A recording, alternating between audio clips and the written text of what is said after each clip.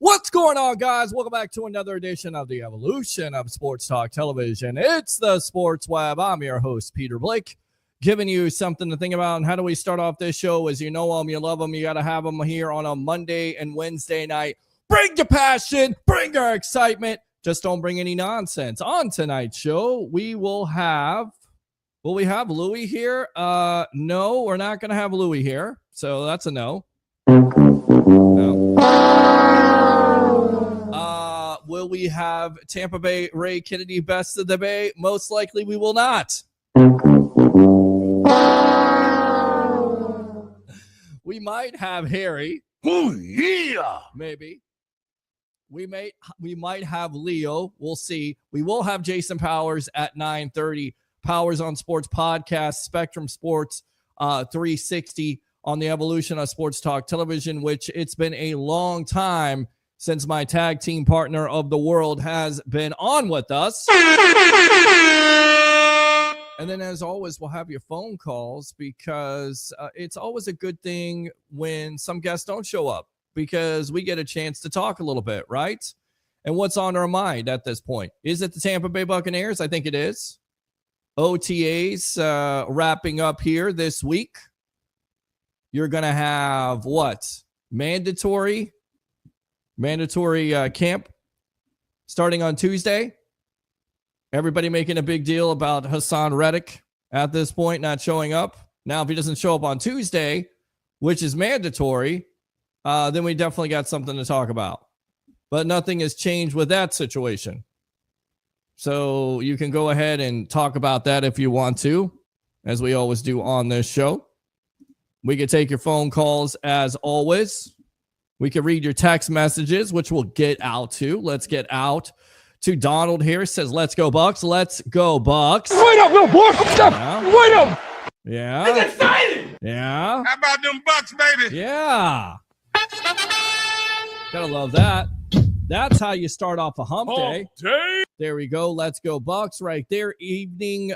Peter says Christopher Cole. So thanks a lot for tuning in right there. Christopher O'Reilly. Good evening, gentlemen. Good evening to you. Yes. Yes. Let's go out to Tim. Good evening, Peter. Good evening to you. Oh, yeah. Sitton says, go Bucs all day long. Love it. Wait up, little boy. Yeah. Wait up. Love that. It's exciting. It is exciting, How about Tom. them Bucs, baby? It is. Absolutely. There we go. Love it. Alex keeping us up to date there with the Rays playing the Texas Rangers up 1-0 as they won last night 5-1 over the Texas Rangers. Well, once again, Junior Caminero going yard. Yeah, the Rays may have 2 All-Stars on this team. I'm just saying. Jonathan Aranda and possibly Junior Caminero, which, by the way, voting opened up today, Rays fans. So if you're a Rays fan, vote for your favorite Ray. Yes. Okay? Yes. So 1-0 Rays over the Texas Rangers. Hopefully the rain stays away because, by the way, we're in Florida. So rain's going to happen. Evening, Peter, and go Bucs. Go Bucs. Wait up, little boy. Wait up. It's exciting. How about them Bucs, baby? Gotta love it. All right, watching AEW tonight. It's 4 hours long. 4 hours long of AEW. So let me know what happens on that show. Because I don't think we're going to be doing turnbuckle talk unless you guys want to update me on AEW. I don't really watch it. You know why? Because I'm on the show, so can't really watch. Don't even watch Monday Night Raw. Do you notice that? Like we do a show on Monday and Wednesday nights, the primary wrestling nights here. I feel like we should change the nights at this point. You guys would go crazy. Already changed the time. Let's go out to the stash of Tampa Bay right there on YouTube. Let's go Bucs. Let's go Rays. Wait up, little boy. Wait up. Let's go. Exciting. Let's go. How about them Bucs, Let's baby? go. And he said go Rays too. I love my sound effects. And you know what the greatest part about it is? That nobody can tell me not to play any sound effects. I don't have a producer right now. I don't have a co-host. I don't have a station. I don't have a TV station. I don't have a radio station. I can do whatever the hell I want to. I can play the Ric Flair. Woo! I can play the Napoleon Dynamite. Freaking idiot. Exactly.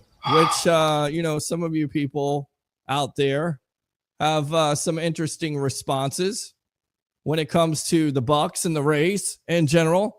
I basically can do whatever I want to do, which, by the way, I see a stash. What about the Tampa Bay Lightning? We didn't get a chance to talk about that. Re-signing Yanni Gourde to, a 6-year contract? That's pretty good. Oh, yeah. And then Nikita Kucherov today, the Ted Lindsay Award winner right there. Gotta love that. See? Sound effects all over the place. JR is a star as long as he can stay healthy. The young kid has got something special. Yeah, it certainly seems like ever since he went on the road, and what was he hitting, like 129 at the time? And just started, 11 RBIs on the last road trip versus the Texas Rangers. So can he carry that over? Can he continue to do that? Would be nice, wouldn't it? Absolutely. We'll see. We'll see what this Rays team can do because, I want to get excited about them. I'm like, I'm ready to get excited, and they got the hitting and they got the pitching and the defense and everything like that. And then all of a sudden, they have an effort, as Tom Brady would say. That's good enough to suck right there. Yes. So hopefully that's out of the way, but it is a long season. But right now, Rays up 1-0 over the Texas Rangers. Let's go out to KR again. Peter, quick thoughts on USF AD leaving for Navy AD job. It's disappointing. I like Michael Kelly a lot. I think he did a lot for the program. Great hires by getting, of course, Alex Golish there, and also getting Raheem, who passed away. USF just can't get a break at this point. You know, I wish that we would wake up one day and it wasn't like, you know, just somewhere to come for a couple years and then leave.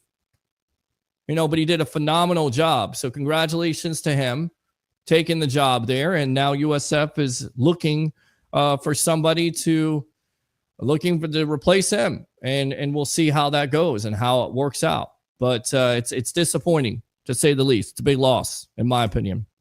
So there you go. Let's see. Mr. Lindsay, Uncle Cooch. Yeah, I mean, you got to love that. The guy deserves it. He deserves his flowers, does he not? And he's been, to me, the MVP the last 2 years. And there should be an investigation. I don't care, you know, if you like him or not, his attitude, whether he's Russian, whatever. He plays top-notch hockey for a top-notch organization. I don't care about the Panthers. The Lightning are still a top-notch organization to me. Always will be on this show, Stash. So appreciate the hockey talk. As always, had to get you to push all the buttons. Yeah, absolutely. I got to push all the buttons here. I mean, well, we should have Harry here. We would play this. We would have Ray here. We would play this. That would be Mr. Kennedy right there. If we had Leo, we would play this. Book him, Dano. And people would say, what are you doing? And they would tell me to play this. Oh, my God. Who the hell cares? So there you go. I think we're on Instagram at this point. I have no idea. I don't know what's going on right now, StreamYard with Instagram, but we have not been able to get on Instagram at all. So that's been very disappointing at this point. So if you Instagram peeps out there want to see me, you're going to have to either come to Facebook, YouTube, Twitter, LinkedIn Live to see the evolution of Sports Talk Television. And oh, by the way, if I didn't tell you already, first, I appreciate you guys tuning in as always, as we talk about over 200,000 viewers on Facebook in the last 28 days. Nearly 1 million viewers in the last 90 days. Over 1 million viewers in the last 180 days. So this is where we're going to be on Friday, Saturday, and Sunday right here at the Expo. So guys, here is your commercial right here. Just a reminder, and I believe we're going to start about 5 o'clock, 5:30 on Friday. We're looking to interview Levante David and, of course, Tristan Wirfs, and the list goes on and on and on. But here's your commercial just to remind you here on the evolution of Sports Talk Television. Hey, you a sports fan? Man, give me this. You a sports fan? Want to meet some current athletes and legends down at the fairgrounds with me? The Florida State Fairgrounds. Get your chicken head down to the Florida State Fairgrounds for the Sports Corner Tampa Bay Expo Collector Show.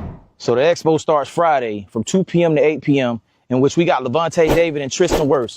That's right, big dog Levante, big boy Tristan. Saturday, we got the Peacemaker. That's right, Antoine Winfield Jr. himself. Next up, we got Chucky, a.k.a. Coach John Gruden. Yes, sir, Super Bowl winning head coach of my Tampa Bay Buccaneers. Don't forget baseball legend Jose Canseco and hockey legend Phil Esposito in the house. Let's get it.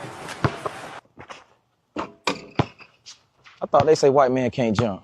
Anyways, we got big game James Worthy, Nick Anderson from the Orlando Magic, and Sam Perkins from the Lakers and the Supersonics from 10 a.m. to 3 p.m. on Sunday, June 8th. Don't forget, we got direct access guests such as Shane Obazinski from Sandlot, Joe Armanow from Pokemon and Red Dead Redemption. Whoops. And we also got Michael Papa John from Spider-Man. You know, the robber that offed Uncle Ben.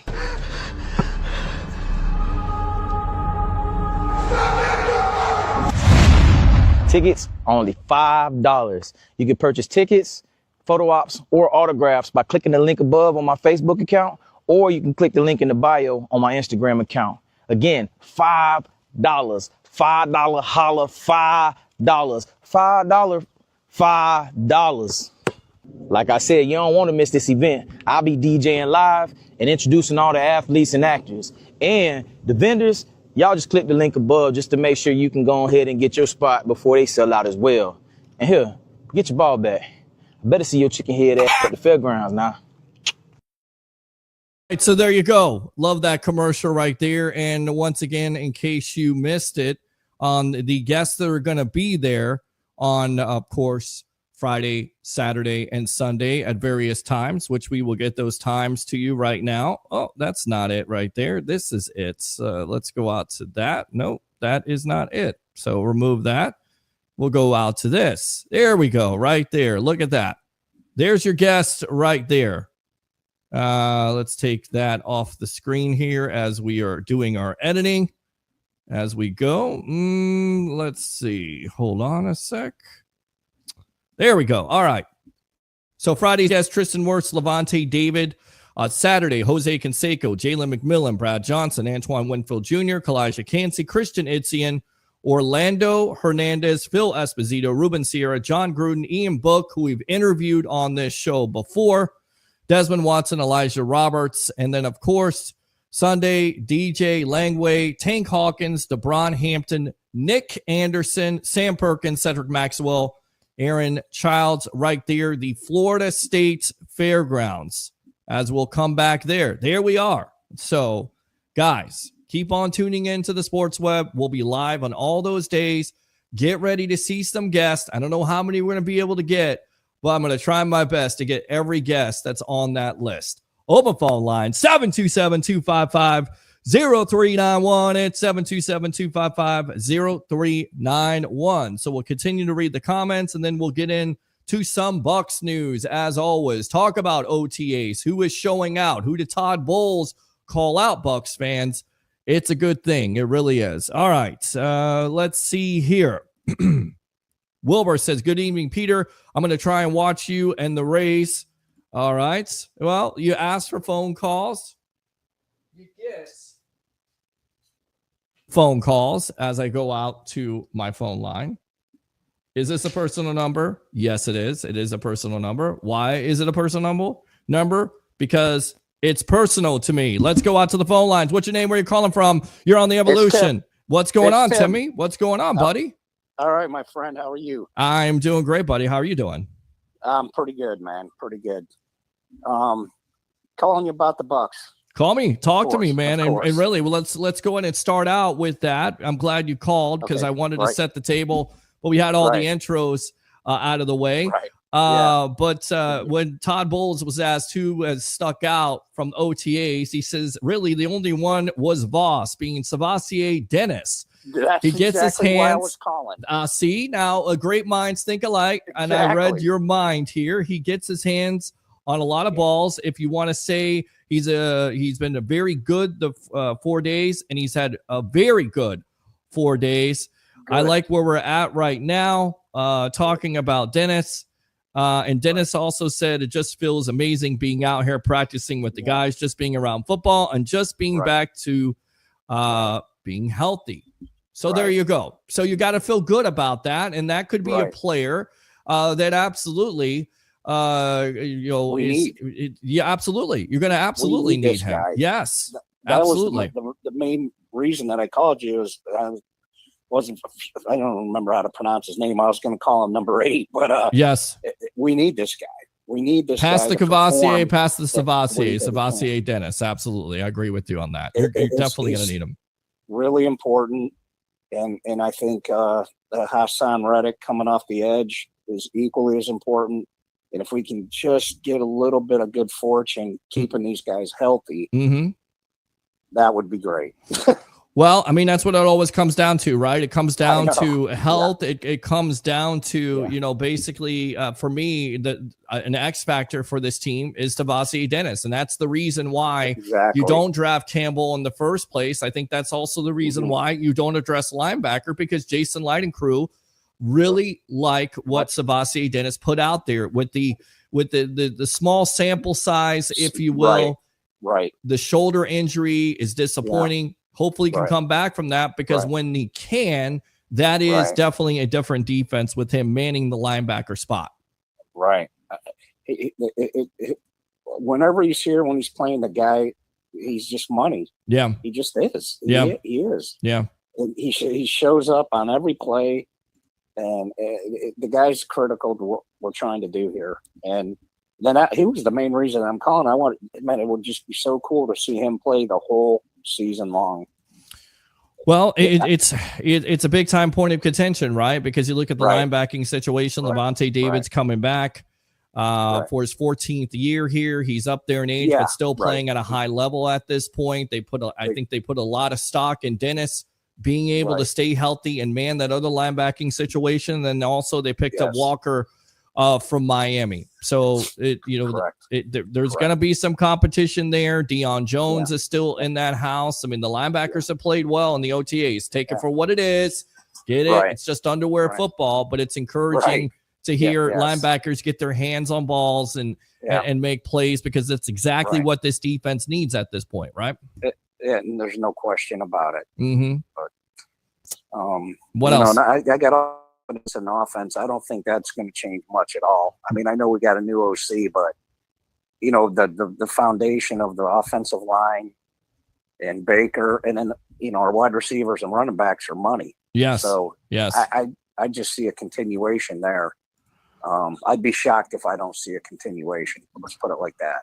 Well, yeah, and absolutely. And I think that's what a lot of people are kind of considering at this point, because the offense, and I think the great thing, what you take from that, and I don't know if you heard this report the other night, but Baker Mayfield basically moved to the Tampa Bay area, and he's pulling Tom Brady now in that he's having off-season workouts to, with his wide receivers and his weapons to have that chemistry. That's what you want to go from a good quarterback to being a great quarterback, in my opinion. That's what you do. And Baker Mayfield had a great season last year, and he wants to build on that. And how do you do that? You build off of that by having that chemistry and developing that chemistry in the offseason. So I'm kind of excited to see the new wide receiver too. Well, yeah, absolutely. Ibuka. Yes, Emeka Ibuka, yes. Yeah, I had a guy working for me that went to Ohio State, and I said, well, what's up with this guy? Because I know nothing. I don't ever watch him play. And he goes, this guy's a stud, man. That's quote unquote what he said. Everything that you've heard, Tim, when he was coming out of Ohio State, he's a professional wide receiver. He's in the same mold as Chris Godwin. He's got great That's what you look for. That's the reason why you become a destination. That's why players want to come here. That's why players want to stay here. Look at the Dolphins right now. Everybody's trying to get out of there. Why are they trying to get out of there for? Because it's a mess. It is a mess. You don't see that happening here in Tampa. It's a hot mess. It's a hot mess. That's right. I mean, you got your corners running out.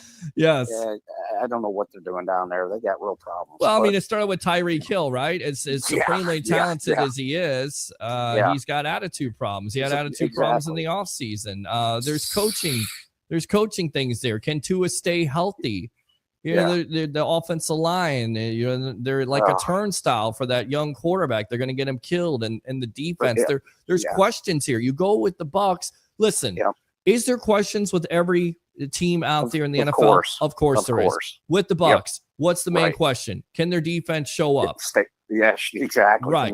Can they get last year's Can they get enough pass rush from the guys up front? Get off the field. Right. What about the back end? The young guys. Are they going to step up? Is Jamel Dean going to step up? I think the main question also is Josh Grizzard as an offensive coordinator. Is he going to be able to duplicate? Are they going to be able to be better than what they were? All signs are pointing right now to a team that's ready to ascend even further than they did last year. And I think they have to do that with all the talent they have. We'll see. But every team has questions. You look at Miami. What situation would you rather have? Would you rather have the Miami situation, or would you rather have the Tampa Bay situation? You'd rather have the Tampa Bay situation.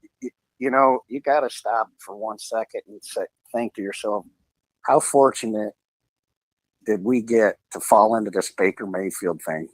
Well, listen, I don't know if you fell into it. I think, congratulations to Cleveland for doing what they always do. For giving away. Well, basically, you'll go for Deshaun Watson. You trade for Deshaun Watson. It doesn't work out. It hasn't worked out. It was an albatross of a contract. And Baker Mayfield wins them a playoff game, against Pittsburgh. He's not able to stay healthy because he's playing hurt, and they allow him to go out there. It doesn't work out in Carolina.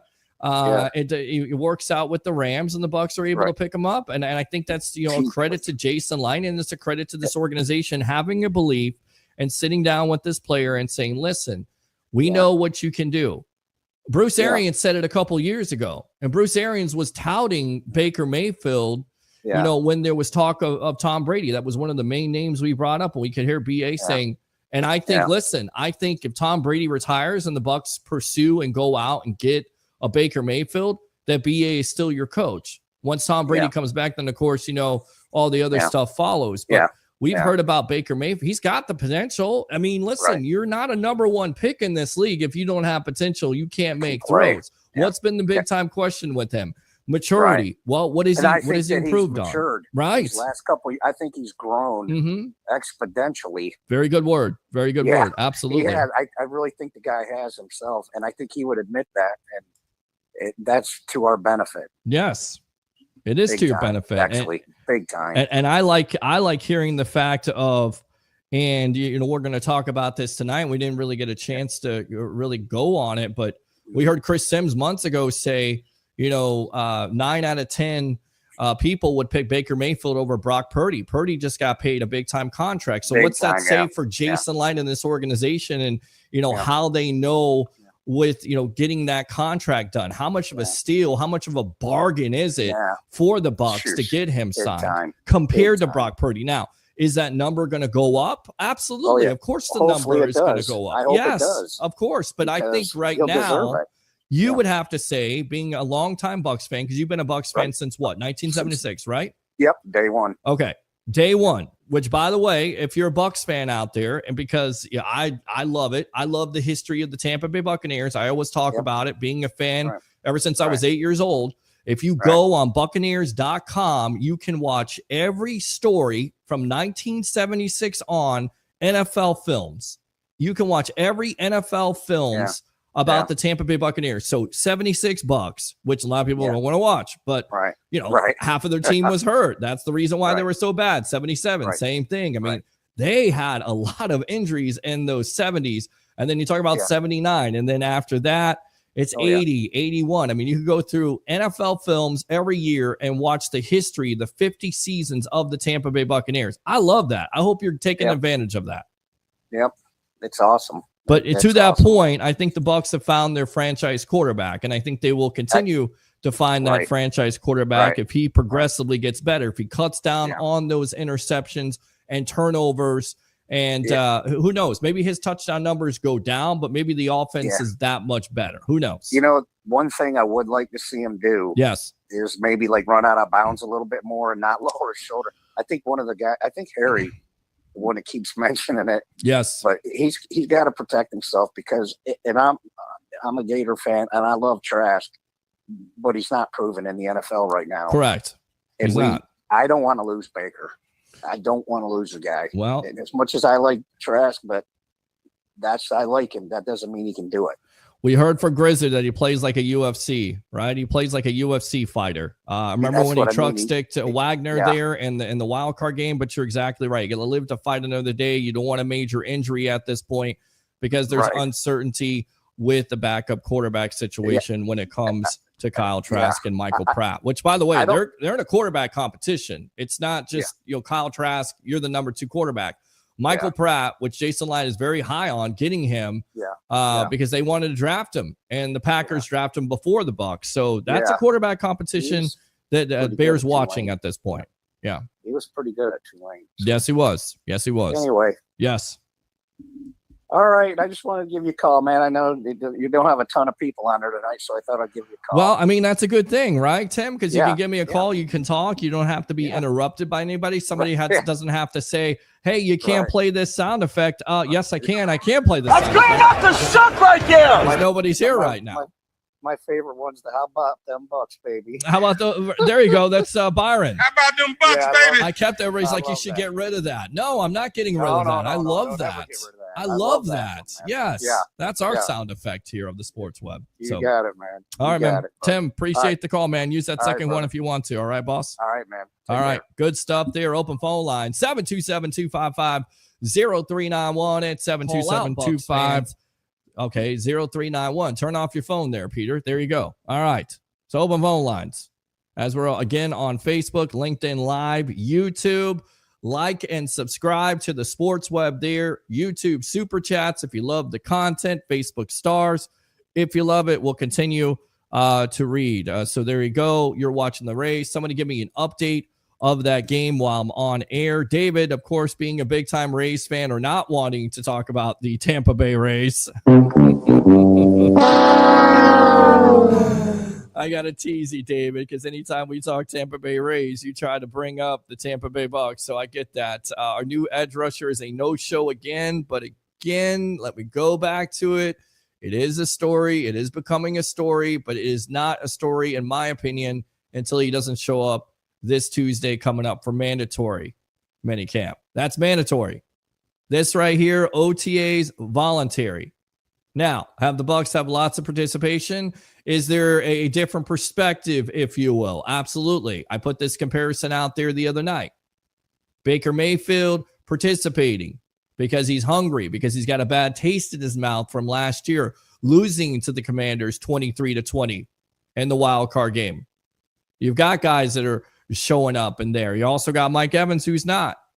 He showed up, but he's not participating. You got Chris Godwin coming off an injury. I mean, there's players on this team. So let's not freak out yet until Tuesday. And then Tuesday, and when we come back on that Wednesday night, if he hasn't shown up then we can start talking about it. We can still talk about it here, but I think it's a non-story at this point. We'll see. Open phone line, 727-255-0391. It's 727-255-0391. Let's go out to KR. S13, yeah, USF starting to feel like a stepping stone for other programs. Yeah, that is the disappointing thing about it. Like the football program is getting better. You see Alex Golish, consecutive 7-win seasons there. So, you win your bowl game. That's impressive. You got the momentum, but the guy that hired him is no longer there. He's at Navy. It's disappointing. It is. And we got you covered there with USF. In association with Amped Up Sports and Leo Haggerty. So hopefully we have him on tonight to talk about it. Let's go out to Christopher Cole. Kelly is from Navy. That he is. Let's go out to one of my favorite web heads who has been a stranger lately. But I love my web heads. I love my callers. And by the way, we have guests on. Doesn't mean you can't call the show. You can always call the show. Let's go out to Curtis in Newport Richie. Curtis, welcome to the Evolution on a happy hump day. There you go, my friend. What's up? What's going on, fellas? How's everybody hanging? Well, there ain't no fellas here. It's just me, man. There's nobody else. So you got no Harry tonight, no Ray tonight, no Leo tonight, and no Louie, because Louie is at a graduation. So it's just going to be me running solo, and we'll have Jason Powers at 9:30. Yes. I'll be here with you as much as possible. I'm a big boy here, Curtis. I've done this, done these shows before. So, but I appreciate it. I want everybody to do me a favor. Yes. Number one. Yes. I've had a rough 2 weeks, man. Rough 2 weeks. All right. Tell me about it, man. Talk to me. I had some heavy internal bleeding, man, and I almost wasn't here, man. So Curtis, I'm sorry, man. Yeah, man. But I'm here, and I'm fighting every day. I'm not bleeding anything. Everything's fine, but hey, I'm here for my Buccaneers. Yep. So, well, you're here with us, man. We appreciate you being here with us. And I'm sorry, whatever is going on, my friend. My prayers are out to you and your family, okay? Oh, okay. You good, but, bro? Hey, I'm fantastic. But let's get back to this. Okay? Yeah, let's talk about it. I'm not worried about voluntary. You're not worried about it. So it's not a big story to you with Hassan Reddick showing up or not. The thing about it is anybody tries to make a story, mm-hmm. when there's really nothing going on with football right now. I agree. We're all guilty of it. The one thing about it is we all are itching for a story. You know what I'm saying? Because it's that, basketball is pretty much over.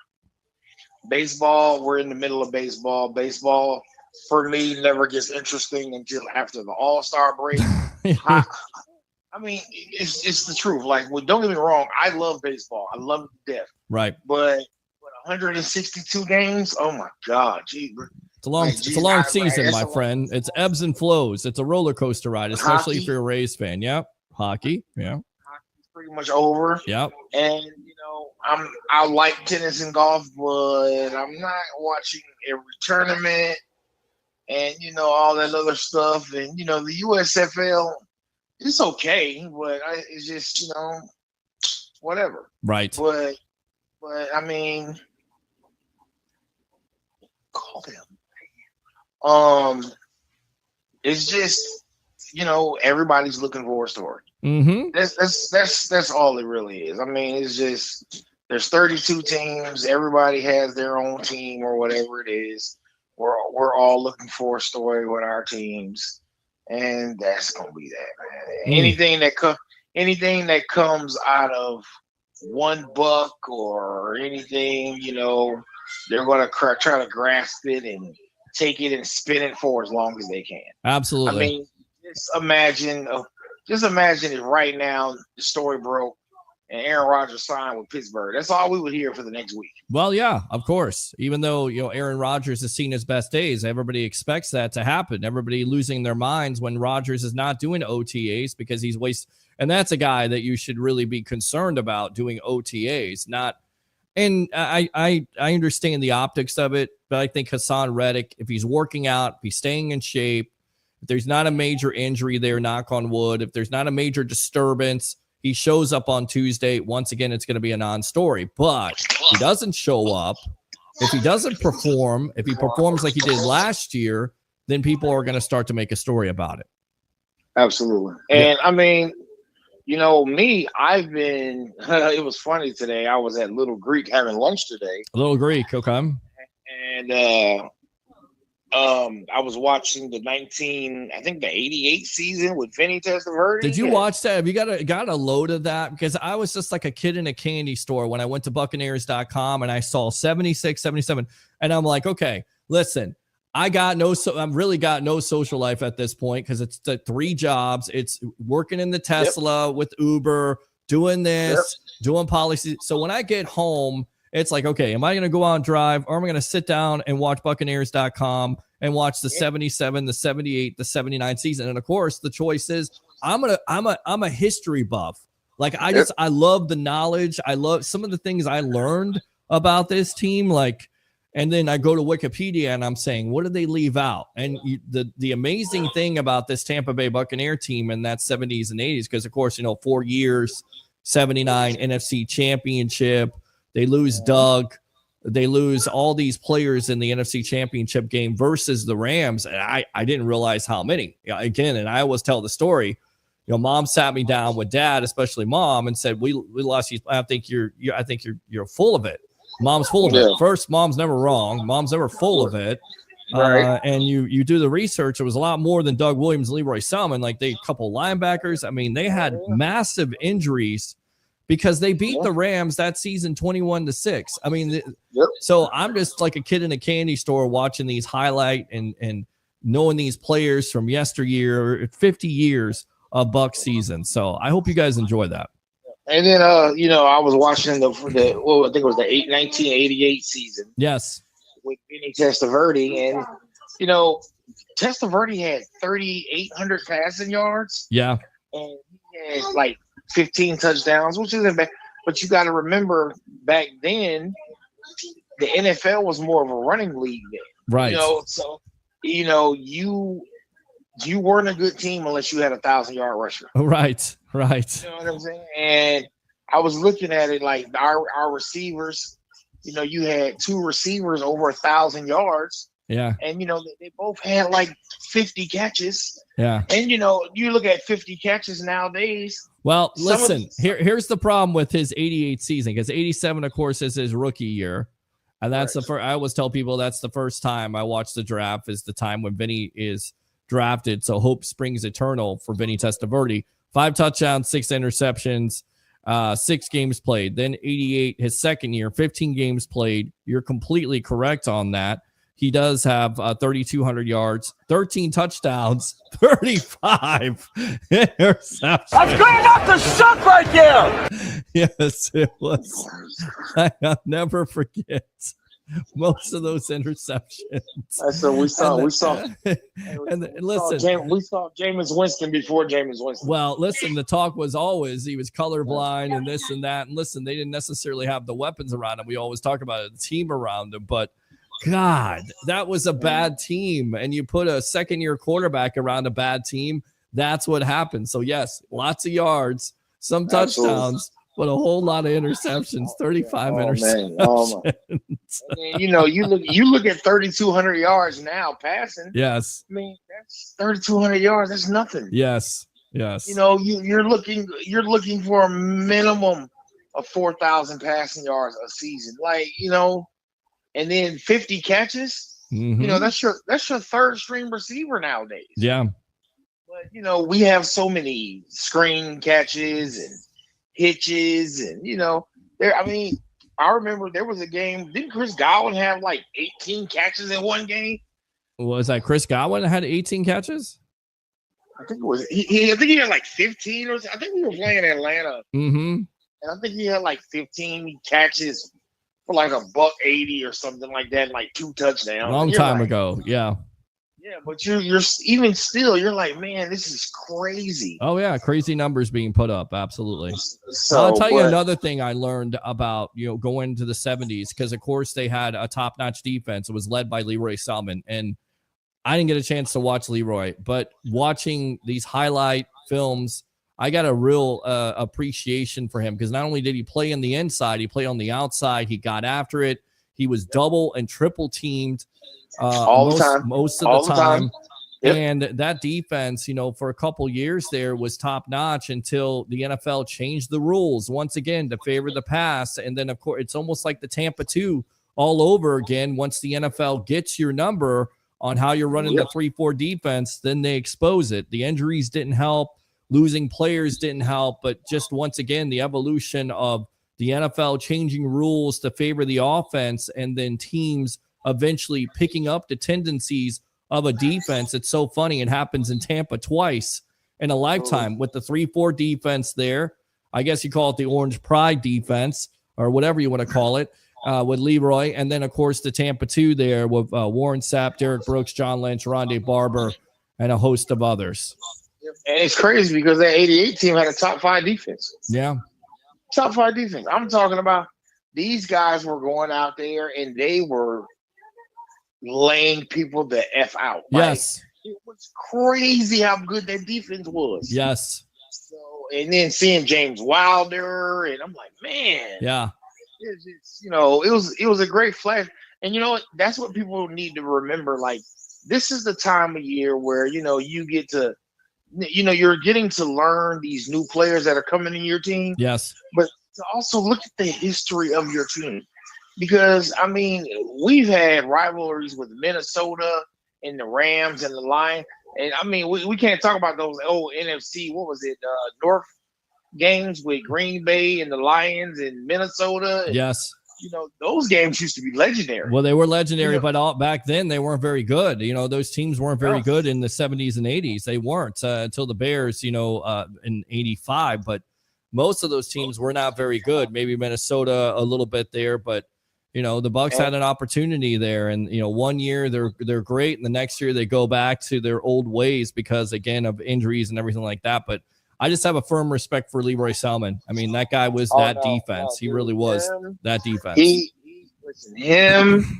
I saw some Ricky Bell today. I was like, look at Ricky Bell, man. Yes, yes. But I will tell you this, and then going a little forward today. Right. But even today, in today's world, like, those players back then were talking about how they hated the heat then. If you go around the NFL, people will tell you, some of these players will tell you, man, I don't want to go to Tampa, Miami, or Jacksonville. Right. In September and October. I don't want to. No. Of course you don't. Of course you don't. Yes. I don't want to. especially a 1 o'clock game, you're going to be out there burning up. Yeah, absolutely. But that's the home field advantage you got. That's the home field advantage the Rays got in baseball right now, playing outside at Steinbrenner. And that's also the home field advantage that the Bucs have had throughout the years, whether it's at the big sombrero, at Tampa Stadium there, being packed in the early 70s there. And then eventually the attendance goes down because they find out about Hugh Culverhouse and the Doug Williams letting him go. It all works in conjunction. But this is it's always been a rowdy fan base. You have to show them respect for them to show you respect back. That's how it goes with Bucs fans. That's how it goes with Bucsnation. This is our Buccaneers' 50th year, correct? 50th season, yes, sir. Okay. Listen, let me say this. Yeah. 50 years. 50 years. 2 Super Bowls. Mm-hmm. Okay, there's still a lot of teams out here that haven't even won any. I mean, there's been out there. Atlanta Falcons, 28-3. Uh-oh. Did I say that? That's good enough to suck right there. I did, Tom. I said that. Yes. Minnesota. Yeah, Minnesota. Minnesota's been in the league a long time. Listen, and I'm going to just say this. Yeah. Kansas City.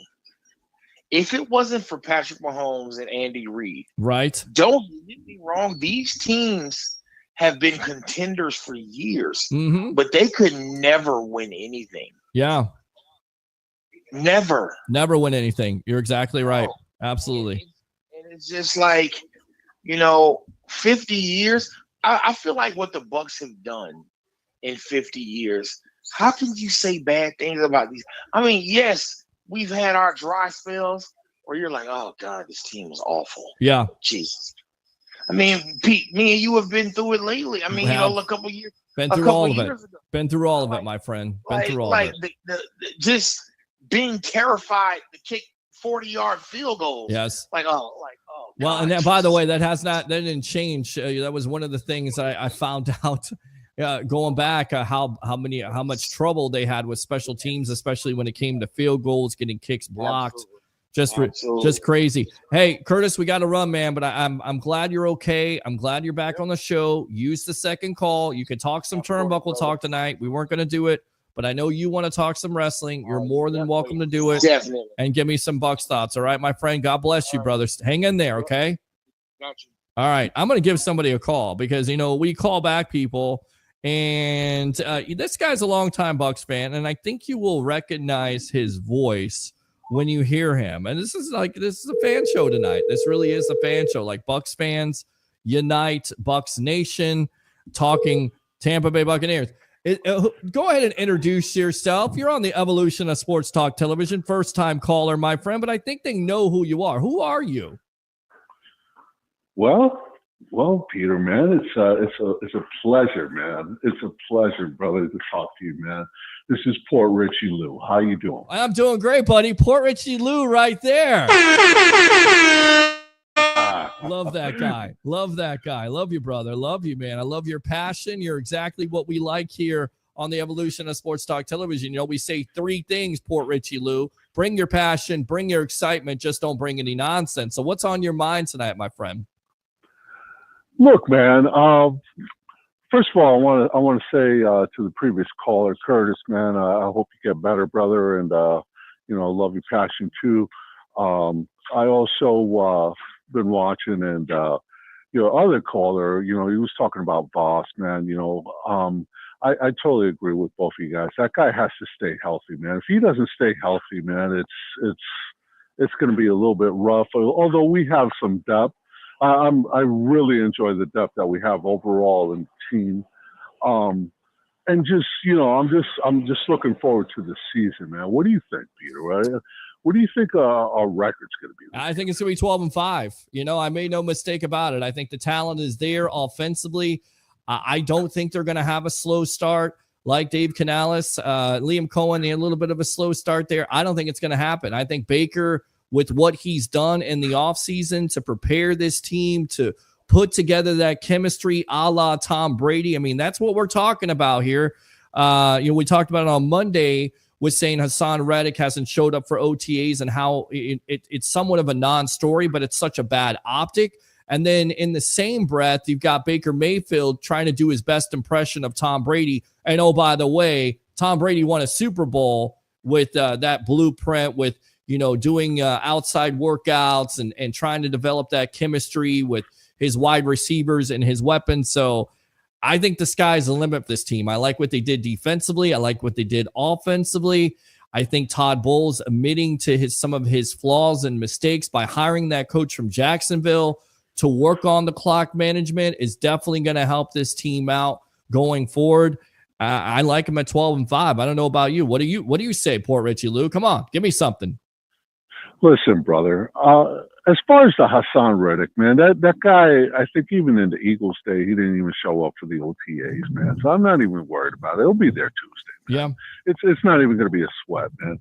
As far as the whole squad, man, with the draft and with the guys that they brought in, man, I'm looking so forward to this season, man, because I think they got a hell of a run in them. I think they're going to be going, man. They're going to be challenging to go to Levi's, man. Well, I mean, it's going to be there, man. If everybody stays healthy, brother, it should be a decent run. What do we got? What do you got? What's the record? 12 wins, 11 wins? What do you got? Some people say it on the fence there. They did 9 and 8, 10 wins. I'm not going. I like the schedule, how it favors the Bucs, especially, and people think, Carolina will be improved. And you know what? I'm going to get a Carolina reporter on to talk about the Carolina Panthers because I want to see how they're doing with, of course, former offensive coordinator, now their head coach, Dave Canales and Bryce Young there. But everybody thinks Carolina is going to be the team that's going to be competitive and maybe the surprise in the NFC South. I still think it comes down to the two teams in the Bucs and the Falcons, but who knows? I still think they have the opportunity to win this division, win it handily. But we always know that it's tougher to say that. It's easier to say that and tougher to be done because the Saints always give the Bucs problems. The Panthers give everything they can handle to the Bucs last year, and of course the Falcons swept them. So you got to take that into account. But I how many wins? How many you got? Personally, I think they're going to stomp some ass. I like it. I think they're going to go 14-3, brother. 14-3. I love it, my friend. Good stuff. Love it, man. Love it. I think they're going to take it to the Eagles. Okay. They're going to sweep the freaking South. Yes. And they just, the couple of losses that they'll have is going to be no big thing, bro. And I think they'll come at the end of the year, man, when they already got it in the bag. Yeah, you know what I'm saying? I think a lot of people focus on Baker and the weapons on the outside, right? I mean, Chris Godwin, can he come back to 100%? Even if he can't, Jalen McMillan showed out last year. They draft this kid, Ibuka. But I think the storyline is the offensive line is coming back intact. Knock on wood, they're going to be healthy. You got Graham Barton coming in for a second year there. And you got a running back room that features Bucky Irving, Rashad White, and Sean Tucker, which I think they're going to definitely take advantage of. I like where this Bucs team is, and I definitely love the talent with Todd Bowles leading the way. Anything else here, Port Richie Lou? Because don't be a stranger here on the evolution of Sports Talk Television. Let me tell you, my friend, I've been a fan of you for a long time.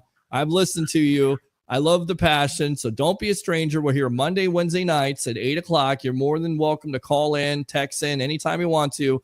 And stay tuned on Friday because we're going to have Levante David and Tristan Wirfs here live on the Evolution. And then Saturday, we're trying to get all those guests, Jalen McMillan, Bucky Irving, Kalijah Cansey, all these guests here live on the Sports Web Friday, Saturday, and Sunday. So keep on tuning in. Don't be a stranger, my friend. I appreciate it, okay? No, absolutely, brother. I mean, I love your show, man. You got great passion, man, and you bring so much information, and I really, really enjoy it, man, because it's really entertaining, man. Good, man. And I just say, look, man, if you guys fucking like the Bucs, listen to Pete, bro. Pete knows what the fuck he's talking about, man, all right? Let's not fuck around, all right? Okay? Listen to the fucking show, all right? Subscribe. Hit the fucking like button. All right? Let's do this. He's all out. right? There you The go. Peter Blake Show, motherfuckers. Let's go. Let's go. Good stuff there, Port Richie Lou. Appreciate it as always. He did drop a couple F-bombs. That's okay. He was passionate about that. Open phone line, 727-255-0391. It's 727-255-0391. I love him. I friggin' love that guy. I love that guy. I love his passion. I love Bucsnation. I love the fact that you guys are still hanging out here. And, you know, what is it? 9 o'clock at night. We're talking about Bucs OTAs, and everybody is pumped up for this 50th season for your Tampa Bay Buccaneers. Open phone line, 727-255-0391. It's 727-255-0391. We'll continue to read some of these comments here. Christopher Cole says Kelly is from Navy. That he is. Tope Daddy, good evening, peeps. Good evening to you. Oh, yeah. NHL commissioner said talks are going, but no CBA deal. So, oh boy, this isn't good at all. You know what that means? It could be headed to a strike, which is never a good thing. No. Let's go out to the stash there in Tampa Bay. Let's go, Pete. Thank you very much. Yeah. Sir. Appreciate the support as always. Congratulations, Peter. Keep up the awesome work, brother. It's for fans and webheads like yourself. This is what makes it possible. It's guys like Port Richie Lou. It's a guy like Curtis. It's a guy like you, KR. Let's go out to this guy right here. Damn it, Jim. What the hell is the matter with you? Let's go out to Jim Sutton there out of Ohio. Welcome to the Evolution, my friend. What's on your mind tonight? All right, I'm doing all right. I was hoping the other caller, what's his name? Curtis. Curtis. I was wishing Curtis prayers for him. Yes. Get fully healthy. Get well, Curtis. And I just wanted to talk about the Buccaneers. Talk about them. So, y'all was talking about defensive players. Mm-hmm. Well, somebody didn't show up to the training camp. Yes. I ain't worried about that. Hassan Reddick, so you're not worried about it? You're not worried about it until Tuesday, right? Right. Okay. I want to see how many of these draft unfree draft agents and they're gonna put in, and some of these people that they got out of the draft. See how many young boys they're gonna put in on, especially on the defense. Right. We'll see what David Walker brings. We'll see what what Elijah Roberts can bring, and of course the secondary. All eyes are on the secondary. That's going to be a competition that you're going to have to watch with Benjamin Morrison coming off a hip injury, but all signs point. And again, it's just underwear, camp at this point. But he looks good. He looks like he's healthy. He's going to challenge Jamel Dean. Jamel Dean's going to be up for the challenge. You got Jacob Parrish, Shiloh Sanders. A lot of people think he'll make this team, special teams and safety. And then also the kid there, Watson, Desmond Watson, the defensive tackle. So lots of intrigue when it comes to this Bucs team, of course, on the defensive side of the ball too, because you got to improve. You got to get better. You got to get better there. You got to get more pass rush. And, that comes back to, what are you going to get out of Yaya Diaby this year? What are you going to get out of Hassan Reddick this year? What are you going to get, out of Kalijah Cansey and Vita Vea? I think the talent is there. The potential is there. Now, can they put it on the field? It looks good on paper. Can you put it on the field? Right. Kalijah Cansey, so he re-signed? Or is he already earning? Yeah, Kalijah Cansey's under contract still. He hasn't re-signed at all, but he's under contract. Yes, he's already told the NFL media, by the way, anybody that's willing to listen to him, and you should, because when you turn on the tape with Cansey, he's a man among boys, and there's a reason why he got compared to Aaron Donald. And listen, comparisons are asinine, but he's got the potential. You saw it last year. Again, what does it come down to? Can he stay healthy? If he can stay healthy, he can get the pressure. He wants to lead the league in sacks. Yaya Diaby feels like he's been disrespected by the NFL media. He wants to be a prime edge rusher. So a couple kids here who I believe are definitely the building blocks of this defense going into 2025 and beyond. And I still say that. I've still said that, and I'll still continue to say that about this Bucs defense going forward. Is Shaq Barrett, is he going to play a year? He's not here anymore. He's not here.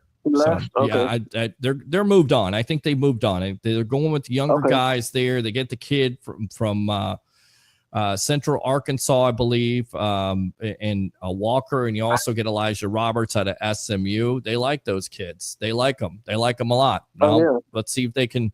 Some of them have already been called out, especially Roberts. I mean, nobody's talking about him. Most pressures in college football. That's impressive. That's what you want. Now, can you finish the deal? Can you? You're not going to fall into JTS, who, by the way, is in Cleveland. What was the problem with him? Can never finish. Can these kids finish? Can these guys finish? Can they put up the numbers that Todd Bowles wants them to put up? Because the pressures were there last year. They just didn't finish. Okay. All right. Anything else? I hope Todd Bowles would get that defensive running straight. And you're not going to like this story that I'm about to present here in just a little bit. It's gonna. Already some people calling out Todd Bowles, saying he is on the hot seat at this point. Oh, okay. Now, we'll get to that in a moment.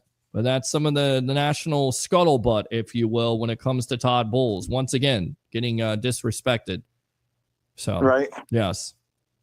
Well, we'll see what happens. I think we get what he said. 14. Let's get 15. 15. All right. Games. So you got 14-3 from Lou here, and you got 15 and 15 and 2. Yeah, 15.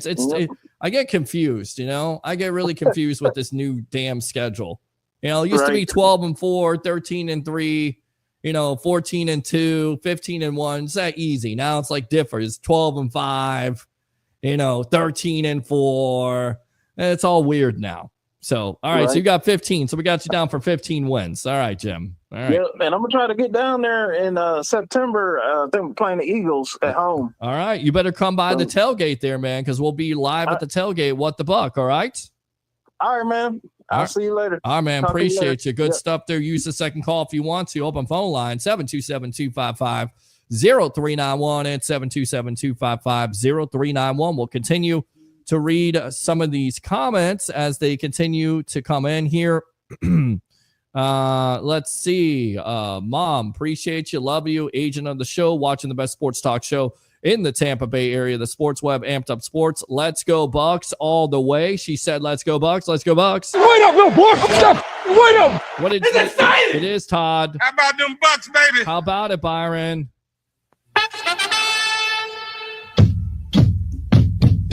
Love it. All right, let's go out to Christopher Cole. The wide receiver room is loaded. Absolutely. How can it not be loaded? Mike Evans, Chris Godwin, Jalen McMillan, oh my, and then Ibuka, Tez Johnson, Rack Jarrett is still on this team. Trey Palmer could be on the trading block. He's still a part of this team. They definitely have some weapons at this point. Sterling Shepard is still a part of this team as a veteran. We'll see. That, once again, is another competition spot that you have to look forward to. Another position battle that you have to look forward to coming in to these camps in the next couple months. A lot of guys are not there. 5-0 Rays. How about the Rays? Jim says, damn it, Jim. Damn it, Jim. What the hell's the matter with you? Go Buccaneers. Wait up, little boy. Go Buccaneers. Go Buccaneers. Go Buccaneers. How about them Bucs, baby? Go Buccaneers. Christopher Cole. It's on the Bucs YouTube channel too. Yes, that's what I'm talking about. Referring to that, Nana Yaw says, I'm watching live from Ghana. Appreciate that. Always a good thing. Wilbur says, Mangum just made a heck of a catch for out number 3. Of course, lots of controversy when it comes to the Rays lately, with Chandler Simpson being sent down for the opportunity of Jake Mangum. And it looks like it's paying off for the Rays right now. Looks like it's paying off. All right, let's go out to the phone lines. Frankie, my long-lost buddy, where you been, buddy? What's going on? Welcome to the Evolution. I've been dealing with some MS issues. So. Jeez, everybody is sick at this point. Me, I'm sick. Curtis is sick. You okay, man? You hanging in there? Well, I've been. I fell twice, really bad. So, yeah. I'm sorry to hear that. I found out my girlfriend has MS, so it's like, oh man. Jeez, man, I'm so sorry to hear that. Contagious, I guess. Jeez, I'm sorry, man. I'm very sorry. But I want to talk Bucs football because I don't get to talk Bucs football with anybody because all my friends like that stupid cheese state team. Well, stand by for just a moment. I'm going to put you on hold and come back to you really quick. Stand by. Abraham, we got Frankie on the line. We're going to go with Frankie. We're going to talk to him, and then you're going to have to hold on the line, all right? We'll come back out to you, all right? Stand by. Not a problem. All right, let's go back out to Frankie. Frankie, you always got a spot here on the Sports Web to talk about your Tampa Bay Buccaneers. So what's on your mind tonight? So I haven't had a chance to talk about this with anybody. All right, go for it. And it's been a while since we've talked, so I'm pretty sure you probably have talked about this quite a bit. Probably have. But I scratched my head at our first-round draft pick. Oh, why do you scratch your head for? I sit there and I go, it makes some sense because Evans isn't going to be around forever. Okay. But we have immediate needs right now at linebacker. Well, they like Savasi Dennis. Did you hear what Todd Bowles had to say about Savasi Dennis the other day? He's showing out. No, I did not because, like I said, I've been dealing with so much health issues. I got you. I got you, brother. I got you. Savasi Dennis is the guy they really like. They like the linebacking core. And they didn't want to go with Campbell. They didn't want to go with somebody else. They went with the guys in Ibuka, who they thought was the best player on their board. And I can understand it because we don't know if Chris Godwin's going to be able to come back 100%, right? Mike Evans is getting up there in age. You add to that wide receiving core. I don't have any problem with it, especially if he's. Like I said, I scratched my head. Mm-hmm. Like it makes sense, right? Like it does make sense, and of course I'm a Buckeyes guy, so yeah, like of course I'm gonna be happy when another Buckeye comes to the Bucs. Mm-hmm. But I was just like, man, I just thought there was other positions that we needed available, and other guys I've talked to that are non-Buccaneer fans says you guys screwed the pooch, and I'm like, I don't know, man, it makes some sense, but maybe I got to talk to another Buccaneer fan about this because to me it makes sense, but I'm scratching my head a little bit going, didn't we have other needs? Well, let me make some sense of it. Look, listen, you always have needs on this team, and they've definitely filled those needs in the later rounds, right? You go for corner, you double dip with corner with Benjamin Morrison, who, when he's healthy, he's a shutdown corner in college, okay? He shut down some top wide receivers in college, and they believe that he can make that transition over to compete and make either Jamel Dean be better or supersede him and take his job. They get Jacob Parrish out of Kansas State, who is physical, is a wrestler. So you double dip there. You get a couple pass rushers. A lot of people wanted to see them go in the first or second round. They like these kids, and Harrison Roberts. I like them too. And then we picked up Deion Sanders' kid in the Yep. You picked up Tez Johnson in the 7th round. I like everything the Bucs did, especially when it comes to the wide receiving room. And the reason why you do that is because first, all you hear the scouting report is he's in the same mold as Chris Godwin. Okay, so you get a Chris Godwin in the first round, you won, because not only is he professional and he's going to go about it in a professional manner, but he's going to run routes. He's going to be dependable. He's going to catch the ball. He's going to have those leadership skills that he had at Ohio State, and you're bringing him into that locker room. So it's more than just athletic ability. It's guys that want to be here, want to be about the Tampa Bay Buccaneer way, and that's the reason why he's a part of this team. So your friends are just looking at it from the aspect of, well, he's a wide receiver. They didn't have a need. That's not what Jason Light thinks, and we all know that you believe in Jason Light. At the end of the day, I have my question marks with him. Well, why do you have your question marks about Jason Light? Because what has Jason Light done the last 5 to 7 years? Some questionable things in the past, and I'm hung up on it. Oh, you're still hung up on 2016? That's what you're telling me at this point? There's some things that he did in the past that I'm just like, what are you doing? Okay, all right. And it's just like, in all honesty, yes, he went and got Tom Brady, which got us the Super Bowl. It's like, but you had the number 1 pick overall. Now, granted, you know me, I'm the biggest Jameis Winston fan there is, but you screwed the pooch. Well, I don't think you screwed the pooch. I mean, I just think it didn't work out. They gave Winston every opportunity. There were some flaws on this team. that you could see the Bucs fix when Brady got here. But he wasn't the quarterback. They found out he wasn't the quarterback. They didn't give up on him. They didn't reset it. I mean, Mariota wasn't any better. You think Marcus Mariota is going to come on this team and lead this team to the playoffs? Gosh, no. Okay. So the only other thing I wanted to talk to you about, yes. This is not Bucs football. Okay. What would that be? It's other football. Okay. Now, I got to ask you on this one. Sure. Because Shadur Sanders went, in the 4th round, and the Browns took a quarterback even before they picked him. Well, that's that is the quarterback graveyard of the National Football League. Welcome. I mean, I was talking to my friends about this. I said, honestly, do you really think that his dad had something doing with him slipping down as late as he did? I think there was. I think there was some general managers and some owners that were rubbed the wrong way by Dion. I think there were comments put out there saying, don't select my son because my son doesn't want to play for your organization. I think there was also some talk that he didn't do well with interviews. And I think that all was based on the reason why he dropped. I don't think it was any... It may have been personal. We know the NFL. We know how they work. Okay. Yeah. So I threw that out there, and people were like, "No, that doesn't make sense." And I'm like, "Really? What was it? Pay attention to football." What was his record at Colorado? Was it 13-12 overall, or something along those lines? What was he? 1-8 versus top 10 teams. I mean, you're drafting a guy against top competition, and he's only got one win against top competition. Whether that's his fault or not. That's on him. That's on his record. That's what they're looking at. And then you don't do well with interviews.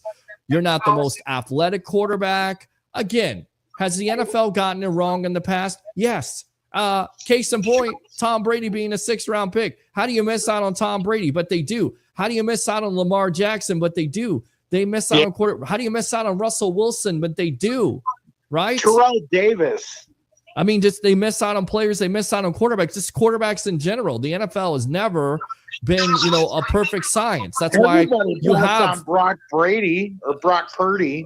Right. Brock Purdy. There's another example. So it's not like Sanders doesn't have an opportunity to prove himself. He's just with a dog organization like that where he may not have the opportunity to really show what he can do. What else? Well, I'm loving my Cubs right now. I know everybody's a Cubs fan at this point. You know me. I've been a Cubs fan my whole life. You and Christopher Cole, a big-time Cubs fan. We got all kinds of Cubs fans on this show. I never realized that. Roger Shoe's a Cubs fan. Everybody wants to come out now because they're winning. Yeah. And saying, I'm a Cub fan too. Dude, do you not know what it was like to be a Cub fan in the 80s? I do know what it's like to be a Cubs fan. I grew up as a Cubs fan. Before the Rays got here, I was a Cubs fan. Do you know that, did you? I'm talking to all the people that are like, oh, I'm a Cub fan now. I remember being a Cubs fan. This. In 2016 and 2015, it was 2015. 2016. My buddy jumped the Brewer bandwagon to the Cub bandwagon. I was like, no, you're still a Brewer fan, man. Right. No, you're a Brewer fan. Don't jump on our bandwagon now. No jumping on the bandwagon, right? How many wins do the Bucs have this year, by the way? How many are we going to have this year? Yeah, how many? I'm putting it out there for you. I looked at our schedule, and I was like, man, I could see us pulling off 11 or 12. Okay. 11 or 12. All right. 11 or 12. I really think I like 11. it. I have faith in Baker. That's all I'm saying. Okay. All right. Good stuff. Baker's the man. Baker is the man, my friend. All right. So you get better. You can use that second call if you want to. I know you want to talk some wrestling. We usually do turnbuckle talk, but we don't have Louis tonight. But I will accept a little turnbuckle talk if you want to bring it. All right, my friend. Well, you got money in the bank this weekend. You got money in the bank this weekend. You go ahead and call me back and talk about that. All right, my friend. All right. Sounds good. Appreciate you, Frankie. God bless you. Let's go out to Abraham. Abraham, welcome to the Evolution. Hello, Peter. How you doing? I'm doing great. I'm amazed by this because we have guests on the show and nobody calls. It's like crickets. Yeah. And then it's like, hey, Pete, you're going to do a show by yourself. And everybody's like, oh, I'm going to call in and talk. So let's talk. Yeah, let's go, Abraham. What do you got, man? Yeah, I love poor Richie Lou, man. I see his, I follow him on X. That guy's amazing. How do you not like poor Richie Lou? I mean, he drops all kinds of F-bombs, and I really it doesn't even matter to me because he's doing it with passion and he's doing it with excitement here on the Evolution. So I love that. Yeah, Yeah, so I mean, I heard part of the last caller about, it was about the draft pick, like at Buca, it makes a lot of sense. Okay, they went for value, right? And they went for value in each round, so they got their money's worth for each round. So Correct. they got the best available player. Correct. So they address probably a present need, because maybe Godwin's recovery may be slow. Correct. But so they want an insurance policy, plus they're investing for the future. Mm-hmm. So you can't fault them for that. No, you can't. They can't talk about missing on Jack Campbell or something, but we got a UDFA from Iowa who's got 6 years of collegiate football. You like him, Nick Jackson, right? Is his name Nick Jackson? Yeah. Yep. He filled in for Jack Campbell when Jack Campbell left. Well, and he's an under the radar prospect, because let me tell you something. Just like Jamel Dean and even Kalijah Kancey to a certain extent, the best ability is availability. And so far, the last 2 seasons, Tavassia hasn't stayed healthy for the whole season for me to be convinced that he's going to be the difference maker this year. He looks good, but I want to see that during the stretch of the season. Well, and I think that's a big X factor at this point, but it's encouraging, even though, again, it's OTAs. Don't get too excited, but I think a lot of Bucs fans get excited because you could see the impact of what he can bring to the linebacking position when he's able to be healthy, and how much different that defense was with him on the field and without him, right? Yeah, what I think is I like to see what's his name, that other guy from Miami, I forgot his name. Walker. Walker. Yeah. Well, is he Levante's buddy that Yes. Then I like to see Deion Jones get rested. Deion looked pretty good because Deion was a key player in the Falcons Super Bowl run. Right. Anthony Walker Jr., by the way, which you look at his Pro Football Focus numbers, they're very comparable to KJ Britt. So he wants to show that was an anomaly, that was a mirage, if you will, that's a one-time thing, that he could play better than that. And of course, Levante David suggested him. So here we go. My thing is I don't want to see Tavassia get hurt again. That's the thing. It's like, if we can get enough reps for other players and include him, and not put him in danger of getting hurt again, then we'd be fine. I mean, plus I like to see Nick Jackson get some reps, and then the other UDFA get some. I don't know if he's going to be a practice squad guy or not, but let's see who makes the final roster as far as inside linebackers. The position battles are plenty, my friend. When you've got cornerback, you've got linebacker.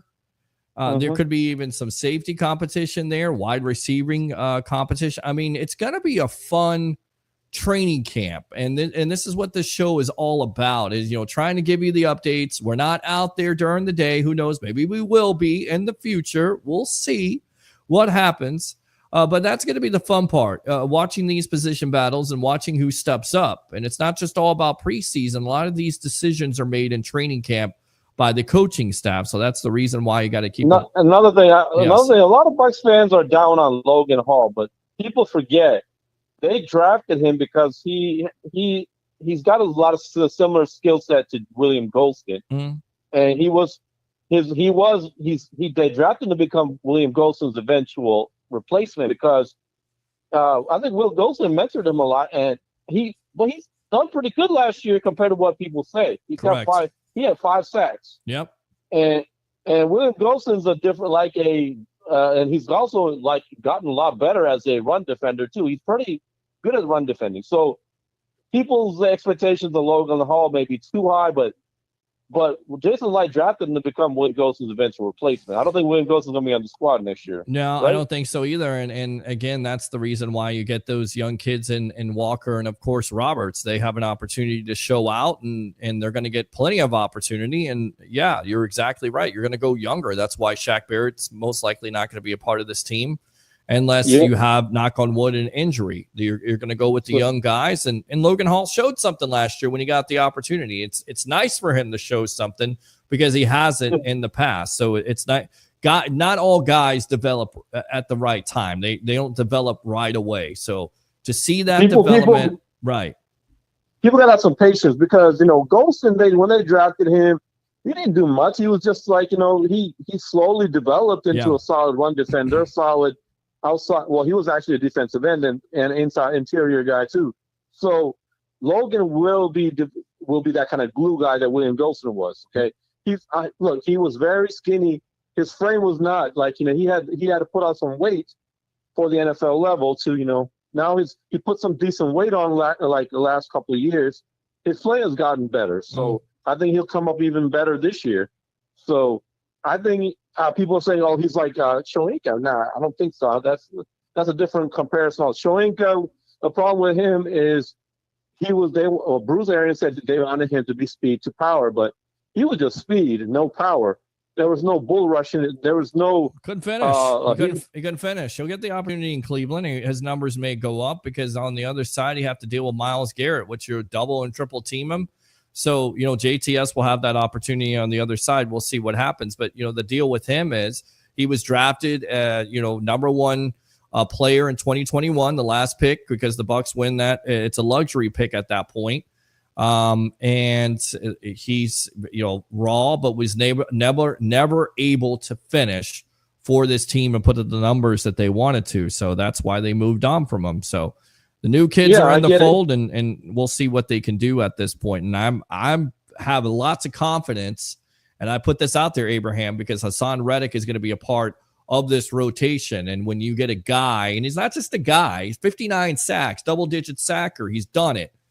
Put that to bed last year. I think that's nonsense. I think he didn't want to be with the Jets. It was a bad optic. He didn't want to be a part of that organization. But when it comes down to it, he wants to be a part of this organization, and he'll have an opportunity for the Bucs to earn a big-time contract if he produces. And if he doesn't produce for this team, then he'll have nobody to blame but himself. But it's a key move by Jason Light because it's a proven commodity that's been able to do it throughout his career, and he wants to earn a second contract. Well, what better way to earn a second contract than to be productive on the field? He has every opportunity to do that, and I think he will. I think he'll take advantage of it, and I think the defense will be improved because of that.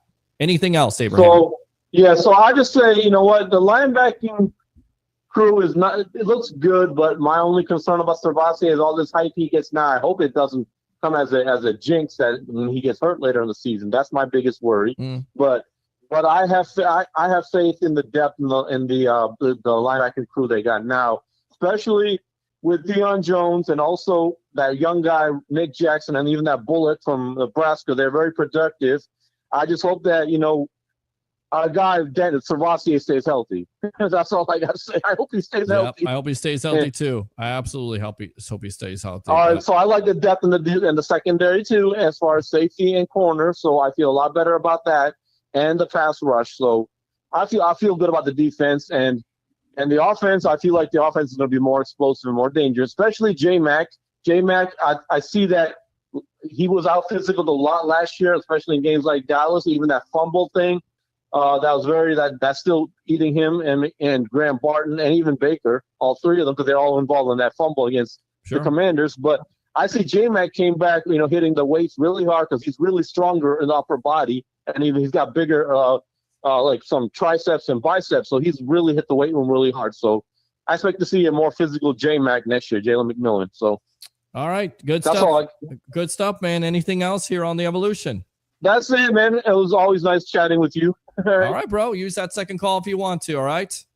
No problem. All right, good stuff there. Up a phone line 727-255-0391. It's 727-255-0391. It's the Sports Web. I'm your host, Peter Blake, giving you something to think about. Your Rolex reporter right there on a hump day. Let's go back out to the text messages here. The webheads, of course, once again, YouTube super chats are open. If you love the content, Facebook stars are open. If you love it, thanks for the Rays update right there. Appreciate that. What else do we got? Okay. Let's see. Tim says the failure of those 70s and 80s teams was also poor ownership. Does that remind you of any ball teams that you know of? Yes, it definitely reminds me of some football teams, some baseball teams. It all stems from there. It's the head of the Cobra. If the head of the Cobra is bad ownership, then basically it's going to leak out on the field. Let's go out to Curtis here using your second call. Curtis, welcome back to the Evolution. Yes, I was just listening to what the gentleman before me just called and said. Yep. And Pete, you're right. I'm going to tell you something. The best part of this team, potentially, is the roster. Because I mean, I don't know if anybody out there watches basketball like I do, but the Indiana Pacers, these guys don't have a superstar. They have depth. Yes, they do. A lot of depth. I think Halliburton would be a superstar. Would you consider him a superstar? Absolutely. Okay. Absolutely. Okay. Absolutely. But even still, they still have depth. Right. And their role players that they call role players they're a little bit better than role players. Right. You know, a lot of our role players are better than role players. I mean, I feel like if you took a lot of these players off of this team and you put them in other teams, they'd be starters immediately. Well, look at what happened last year when they had the injuries, who they had to depend on, and Funderburk and Josh Hayes. Nothing against Josh Hayes, because I've been very critical because he's a rookie, but he didn't play well. So that's the reason why you double dip in this draft and go out and get a Morrison from Notre Dame and go out and get a Parrish from Kansas State. So if you do have an injury, knock on wood, that you can depend on those other guys, if that makes sense. Absolutely. Absolutely. But, you know, just like I said, just, you know, going back to the Ibuka pick. Like, did you see what, I mean, come on, you guys saw what happened when oh God, I'm having a brain fart, when Evans and Godwin went down, and then McMillan wasn't playing. I mean, it's like, you know, you need depth everywhere in the NFL. Well, Shepard and Ryan Miller and rookies. Here's the thing nowadays in the NFL, what people are understanding. This is not a running league anymore. No. Yes, you do have teams that will run the ball, and if you allow them to, they will run it down your damn throat. Of course. However, for you to have 3-4 receivers that could damn near break 1,000 yards, that's the league that we're playing in nowadays. Yeah. Even on the other side of the ball, you need corners, and your safeties have to be able to be as versatile as they can. Because guess what? They are matched up with corners and tight. I mean, they're matched up with tight ends and wide receivers and safeties nowadays. So it's just like, yeah, this Bucs team, number one, Steve, gotta be healthy. Gotta be healthy. Nothing else matters if the team's not healthy. Of course. And then number two, I love you. What do you want? What do you want? I don't even like. What do you want? I don't even like you. I want something from you. You're not getting any cookies. Get away from me. No cookies. No cookies, Cookie Monster. You want some grapes? Okay, get a couple of grapes. She wants grapes. He wants grapes or she wants grapes? Who is it? Okay. Okay. Get grapes. Ask nicely, please. Please. Get away from me. I'm busy. Gotta love kids. Gotta love it.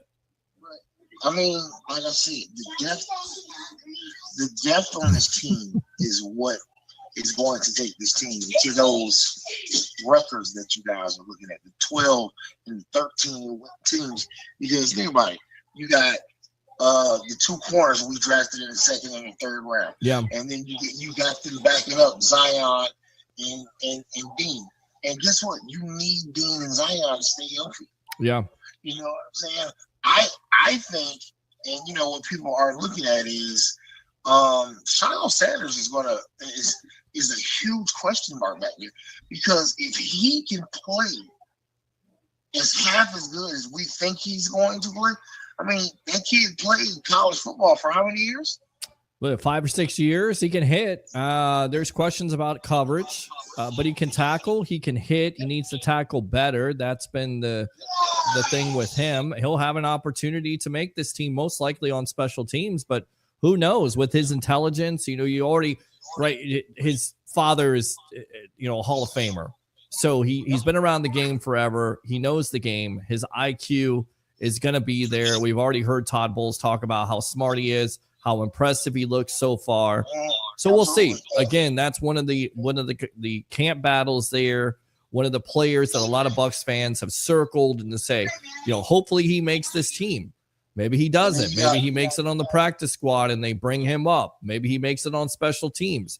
Or maybe there is an injury, knock on wood, where all the highlight plays Ty Key had last year. Right. Ty Key's going to get the opportunity, my friend. Absolutely.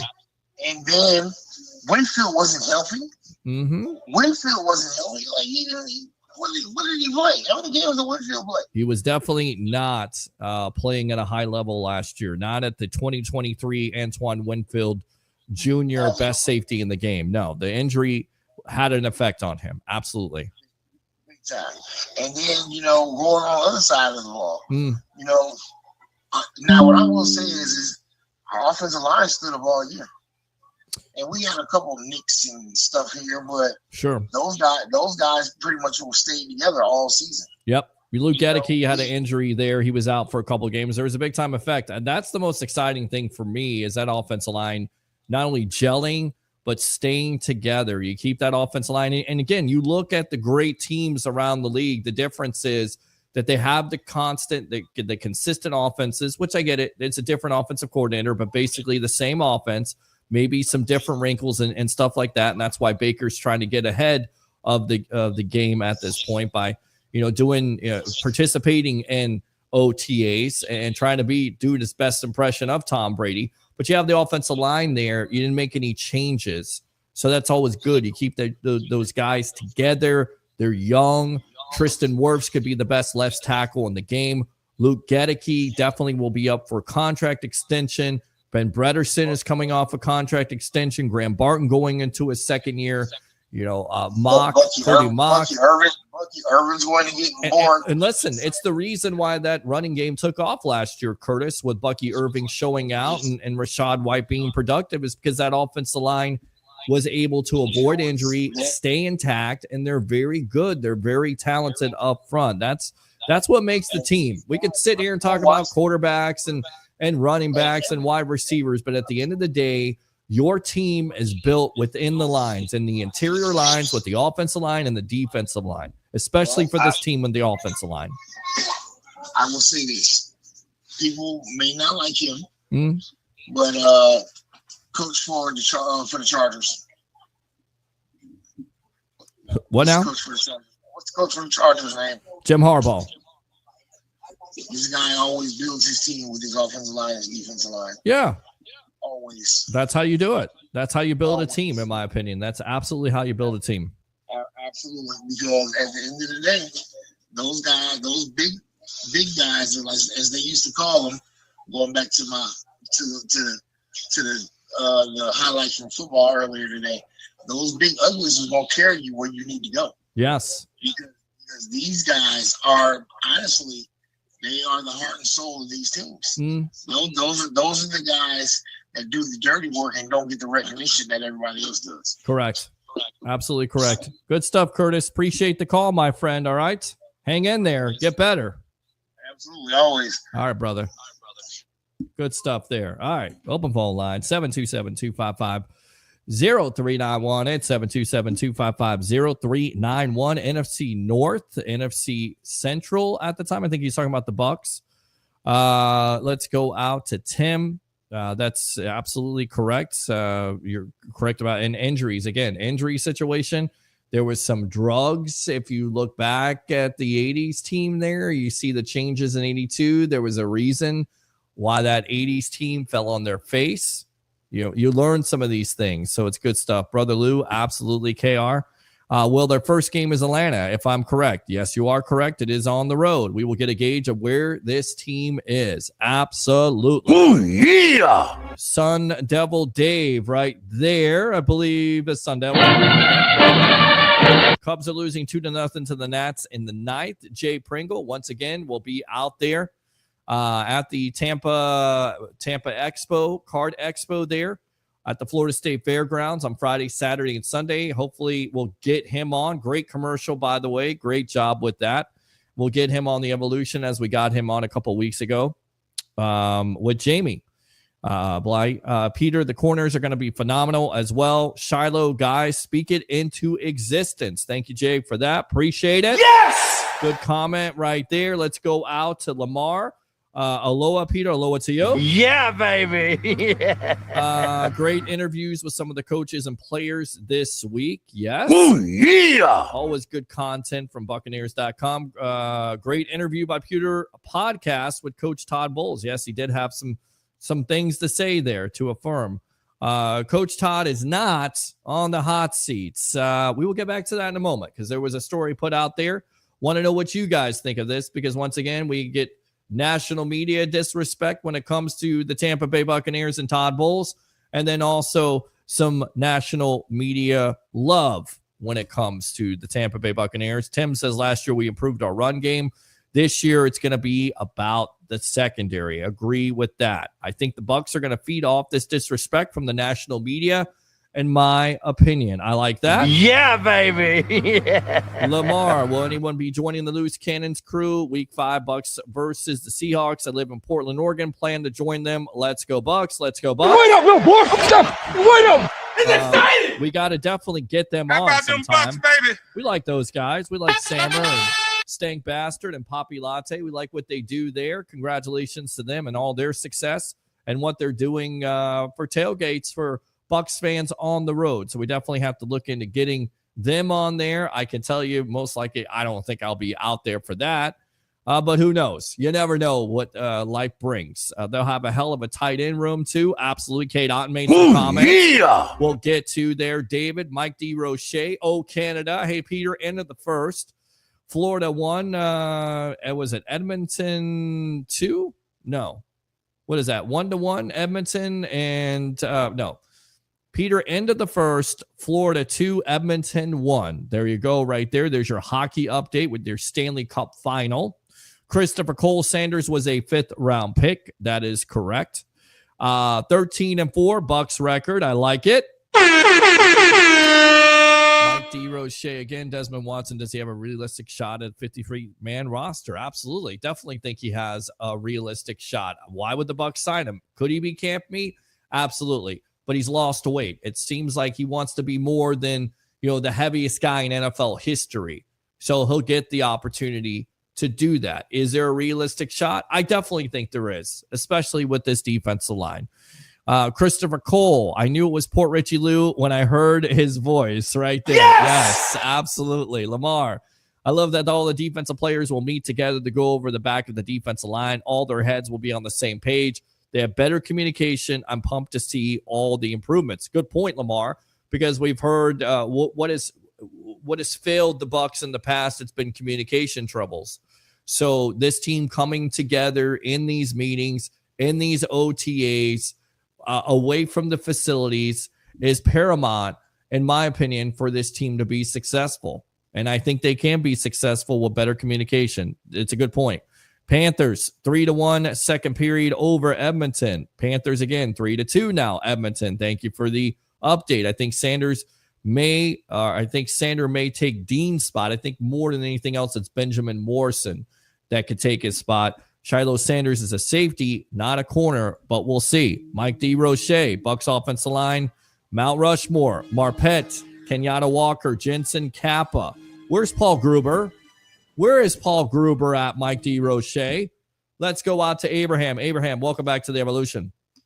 Yes, I like your attitude regarding that whole firing of Todd Bowles. Are people, look, you can't keep changing your head coaches every year or every 3 years, all right? It's ridiculous. Save this for really quick because I want to read this because this is from Bradley Locker, Pro Football Focus. He thinks that if the Bucs can't win a playoff game this winter, Bowles could be toast.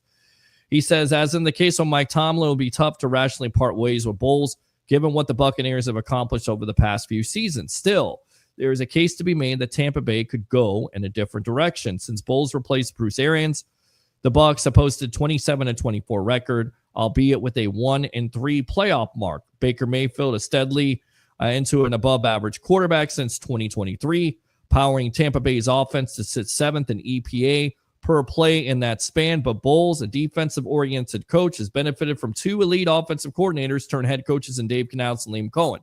To that point, Ryder, who selected coordinators?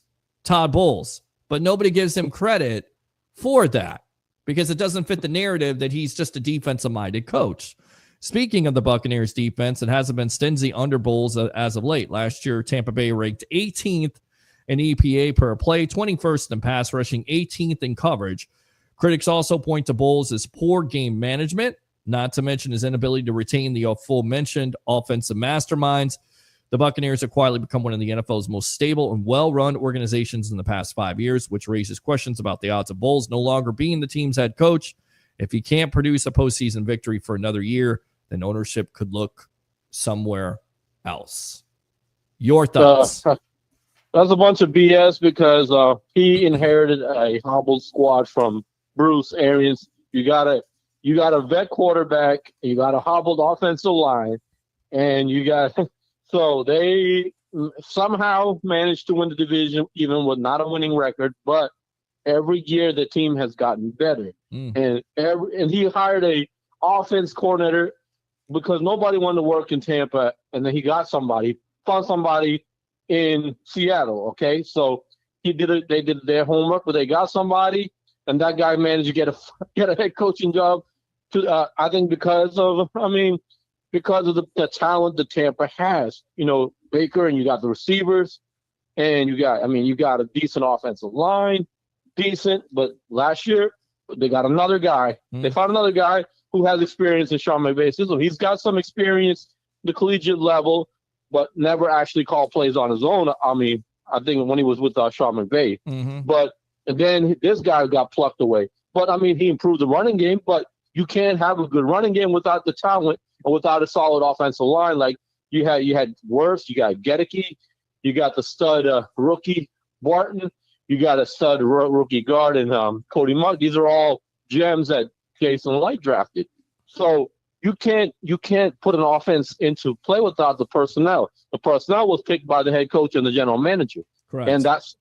And so you can't just because they don't produce immediate results that you want. You can't keep firing your head coaches.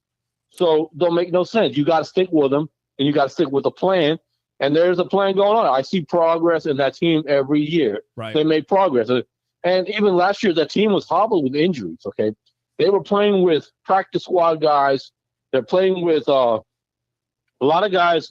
You know, the depth was not there in the defense. So it was very evident in the play of Josh Hayes and Tyreek Thunderberg. But, you know, there's more depth in that. And even with even safeties. There was how many safeties did they go through? Jordan Whitehead got hurt. He came back and he missed a playoff game. They brought Ryan Neal back. They brought Mike Edwards back. So people just don't know what they're talking about. And Antoine Winfield wasn't himself last year. He was not himself. And look, listen, Todd Bowles would tell you that's not how he wants his defense to perform. He wants more pressure. You know, they were definitely hurt by injuries last year. The defense has been underwhelming. That's the reason why you go into the draft and get the players that you get. And also when it comes to clock management, he's made those strides to understand what his weakness is by hiring the former Jacksonville coach. So I think it's going to work out. I get where people are coming from. Their talent is there. You only get so far with them, but you don't want to be the Cleveland Browns. You don't want to be one of these organizations that continues to hire and fire coaches. You don't want to be the old Tampa Bay Buccaneers. So it's criticism. I get it. We've heard it the last couple of years. If I get a chance to interview John Gruden on Saturday, I'm going to ask him, why don't people respect Todd Bowles more? And what's your thought, Coach Gruden, on Todd Bowles? I'm going to ask him that if I get an opportunity. Abraham, we got to run. We got a guest here. Appreciate the call. No problem. Hey, thanks a lot for the call as always. So, yeah, that is the story being put out by Pro Football Focus. Todd Bowles may be on the hot seat. We've heard it. We've heard this story go on for the last couple years here. Let me go out to somebody who has not been a part of this show in a long time, and he's been busy, and I get it, and we've been busy, but we got him back. My tag team partner of the world. Let's go out to Mr. Jason Powers. Powers on Sports Podcast, buddy. What is going on? And welcome back to the evolution of Sports Talk Television, all the flag of football. I mean, tell everybody what you're doing out there. Welcome here on a Happy Hump Day edition. I thought I was getting relegated to the UFL, man. Did I get sent to the UFL? We don't even talk UFL on this show. We try I know, that's my point. We need to talk to Jason Powers. We need you as a regular guest on this show. Spectrum Sports 360 doing great things over there. You and Roy Cummins and everybody else that's a part of that. And then also, again, you're doing flag football. So let me start out there. What's going on with flag football, and how excited were you to hear that now the NFL has approved of flag football in the Olympics? Once again, welcome to the Evolution.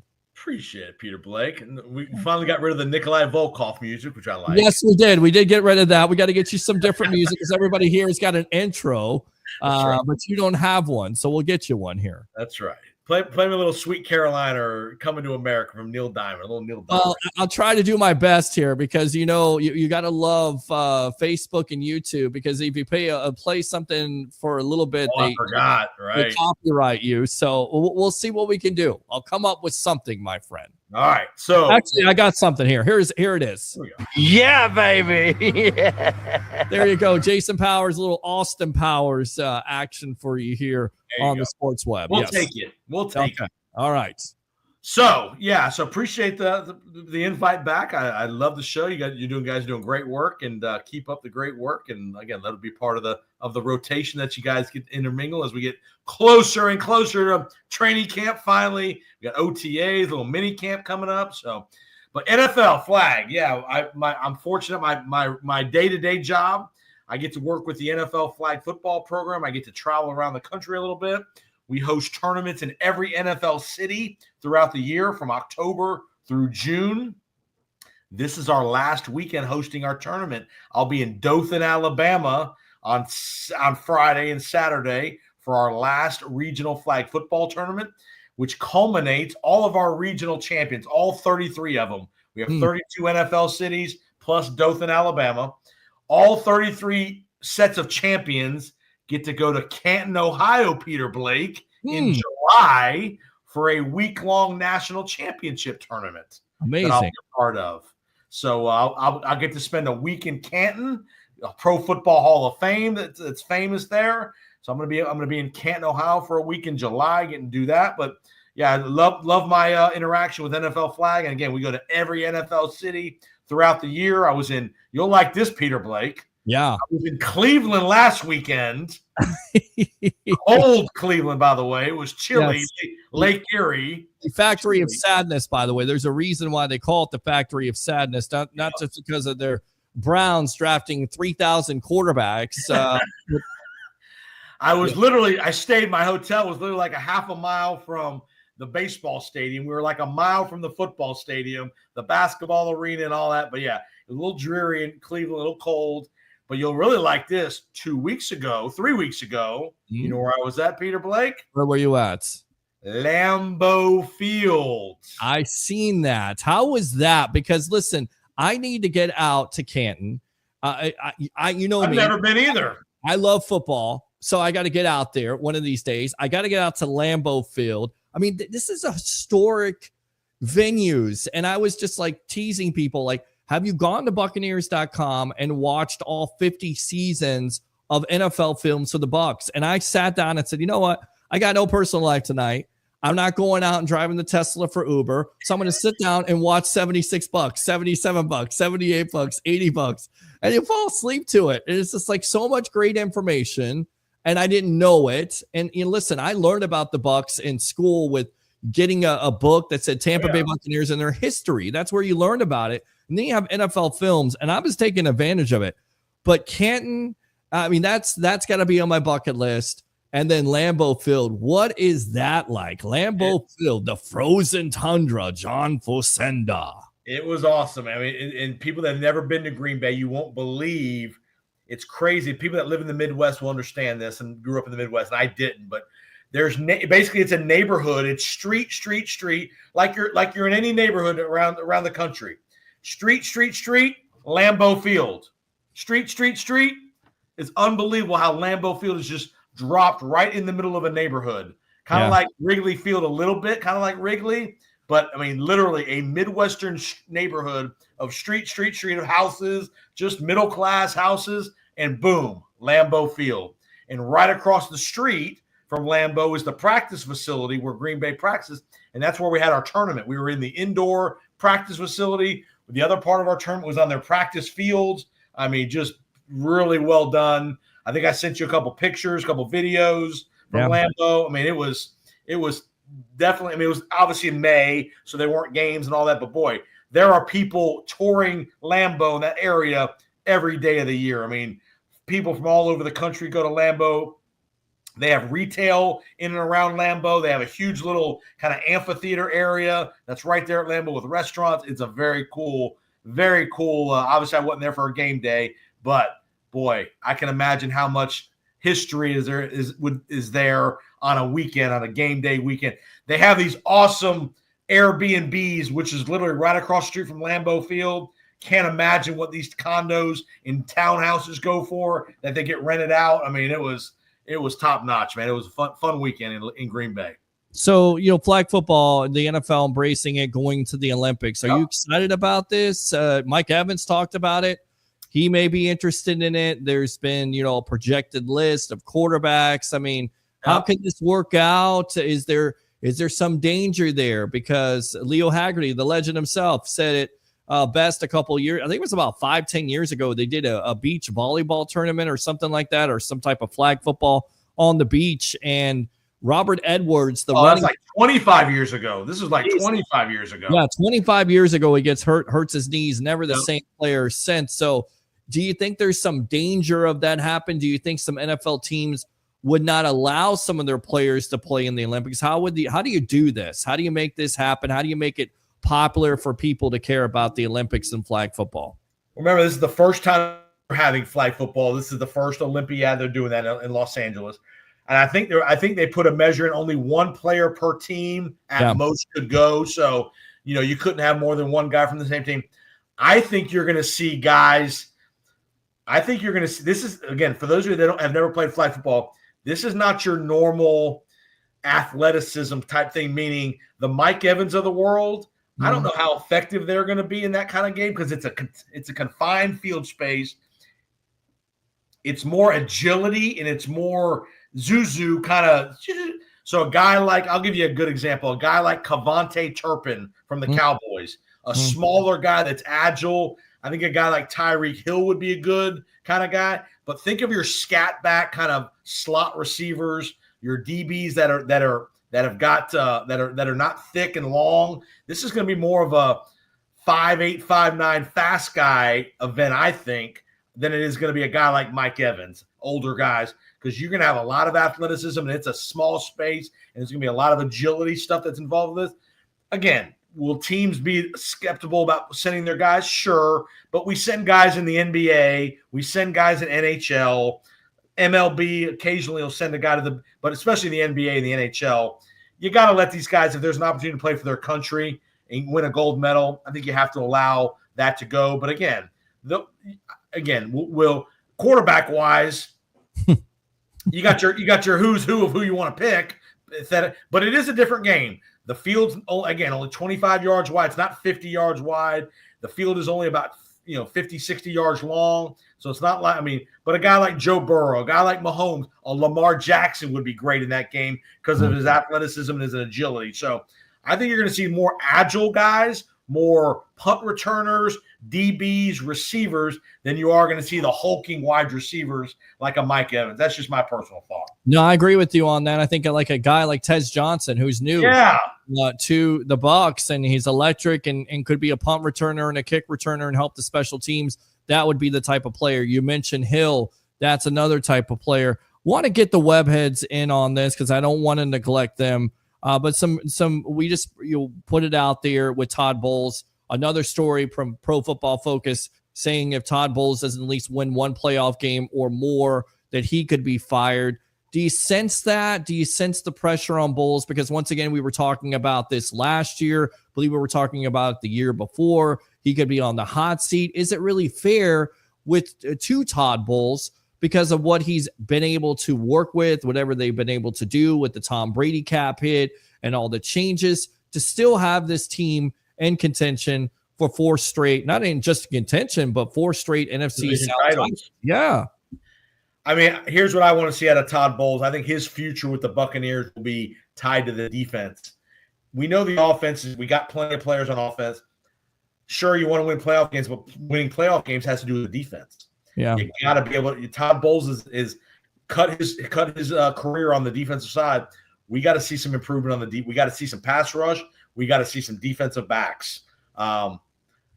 Again, you can make the argument the Bucs have spent more money on offense with their resources. I get it, but the defense has been torched the last couple of years. We have not had any level of a top 10 defense, I don't think, in the last 3 years. Brady masked some of that. Again, Mayfield has masked some of that the last couple of years. The offensive productivity has masked some of that. We need to see a Buccaneer defense that can, again, you're not going to shut down anybody in this league anymore. The days of holding teams to 14 points that ain't going to happen. But we got to be able to develop some players, some pass rush. We got to be able to develop some DBs that can cover. So to me, that's where his potential losing his job could be if the defense is just not very good. And if the offense is winning games because they're outscoring people 35-31, then Todd, I think, could be in some trouble if he don't win a playoff game. Yeah, I think, again, the defense definitely has to come to play because it was disappointing, was one of the disappointing aspects. Just be top 10 or 12. You don't have to be top 5. Right. And I think they will be improved because of Hassan Reddick. And I get it. He hasn't showed up for OTAs, but 59 sacks coming into this league. He's been able to do it. Double-digit sacker, a proven commodity. What did you think of the Reddick move by the Bucs? I think it was shrewd because it was 1 year, $14 million, $12 million guaranteed. And look, pass rushers don't grow on trees, and we know what an effective pass rusher can do for this Bucs defense, a la JPP, a la Shaq Barrett, and even going back to Mr. Ring of Honor himself, Simeon Rice. Yeah, I mean, I want to see the Bucs develop internally. Chris Braswell. I want to see Diaby take another step. Sure, you can find a Hassan Reddick. He's older. I get it. I mean, again, he's in his early 30s.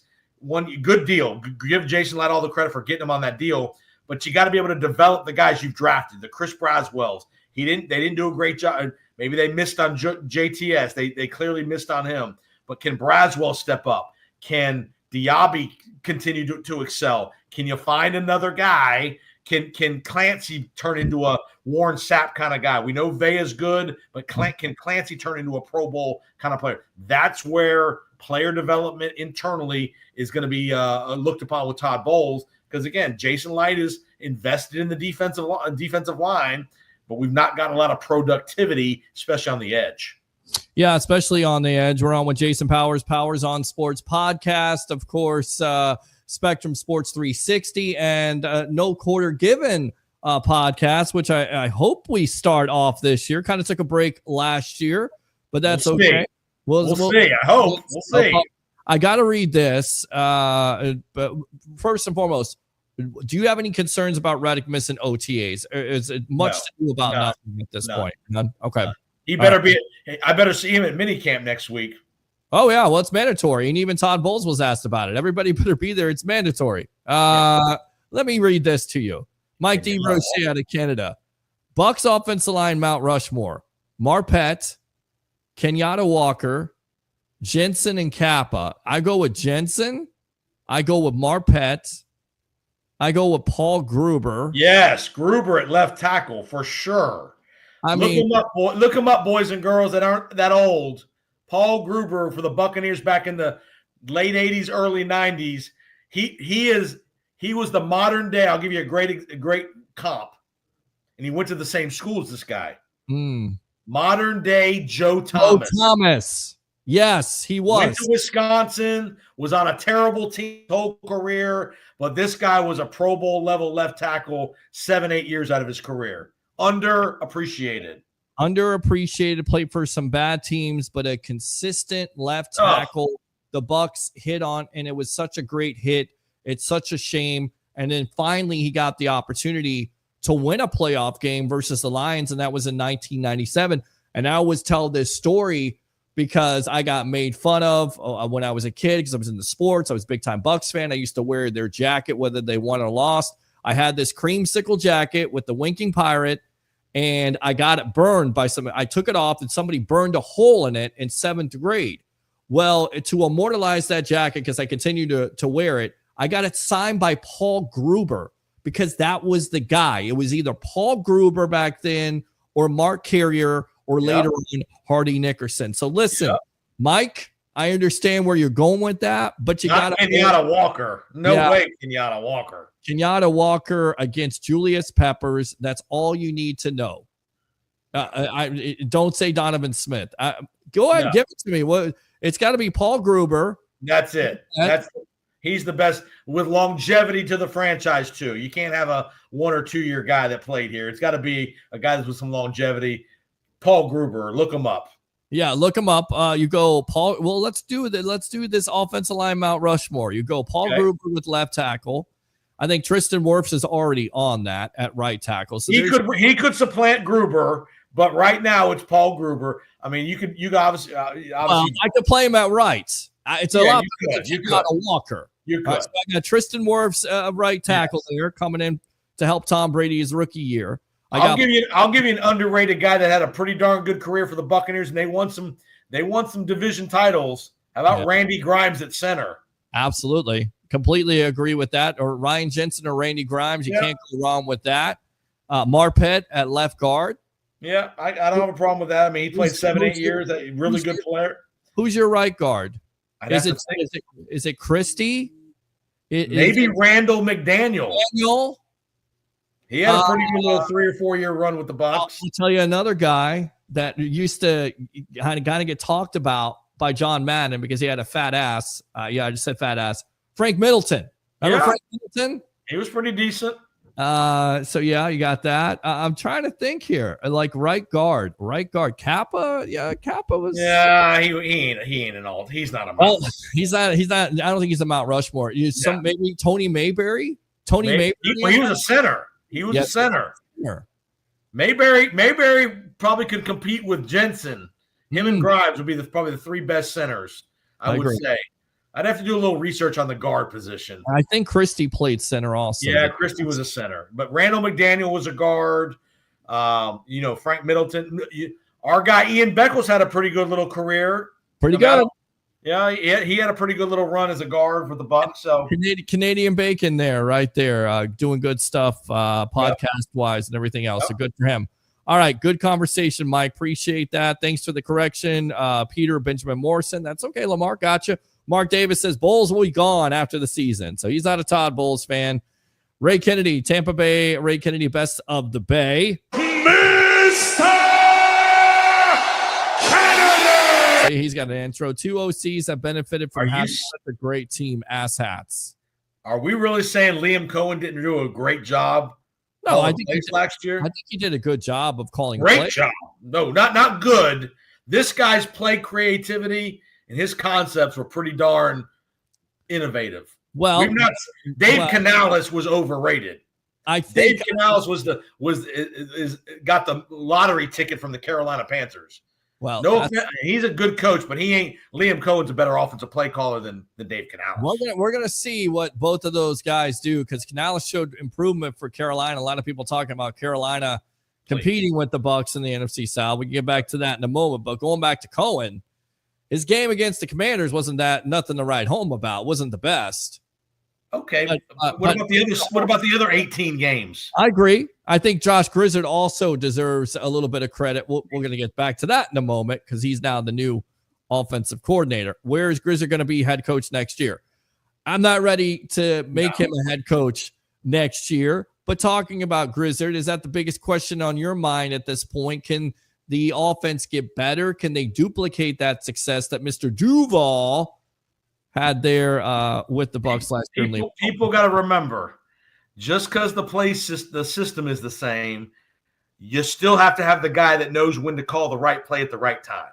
Yeah, I mean, say what you want. I mean, they can have the same booklet of 100 plays, but Liam Cohen knew when to call that play number 58, play number 92, this run, this trick play, this. You still got to have the guy that calls the play at the right moment. That's where sitting in the chair is different than being the quarterback coach when he ain't sat in the chair before. I will say this, though. Grizzard was definitely a big part of the third down conversions last year, which was number one. So but he wasn't calling the plays. He might have helped design some of them on Tuesday and Thursday. Right. But the guy that calls the play when it's 3rd and 7, calls this play was Liam Cohen. Fair enough. All right. That's why I like you on this show. You debate. We go back and forth here. Jason Powers on Sports Podcast, Spectrum Sports 360. What are you on, by the way? And you haven't invited me on one of those, bro. I'm always have you on my show. When am I going to be on Spectrum Sports 360? I'm not the booking agent for Spectrum, man. I'm just the talent, man. I don't get to pick and choose my partners. You got the talent. You'd be part of the rotation, man.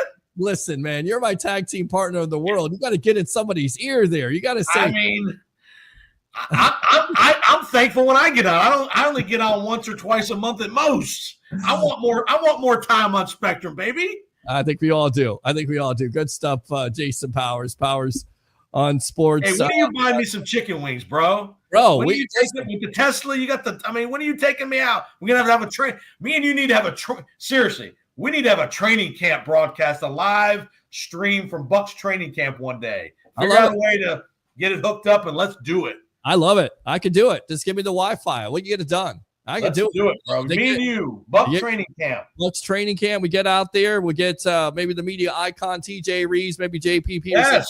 We get all together and we do a damn good broadcast here of the evolution of Sports Talk Television live from training camp.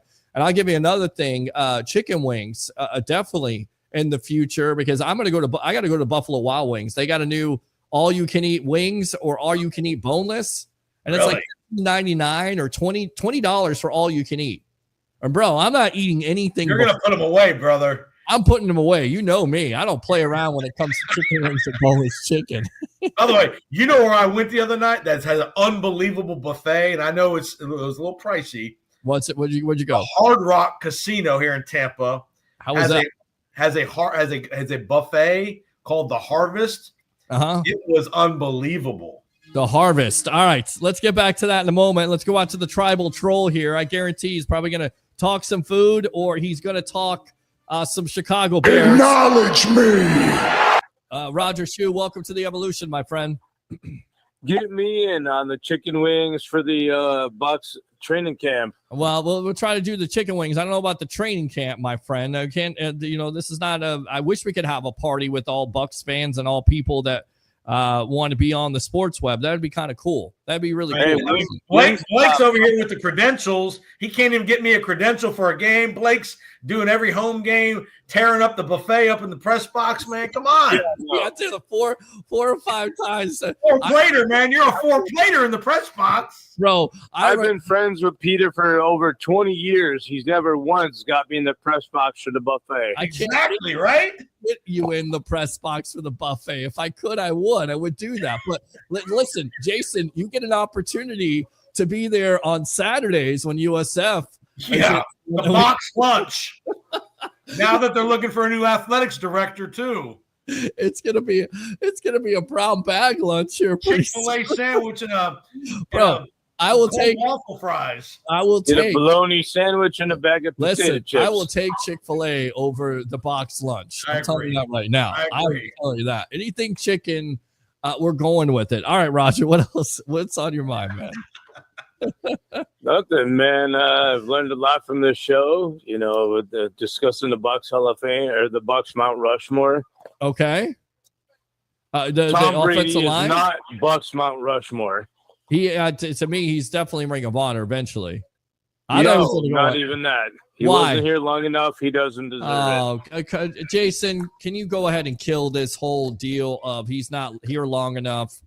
For what he did for the franchise to put them on the national map. Thank you. Put them in the profile that they were in for 3 years, and for in basically a 6-month period of time from when he signed late February, March to what he did in basically 9 months.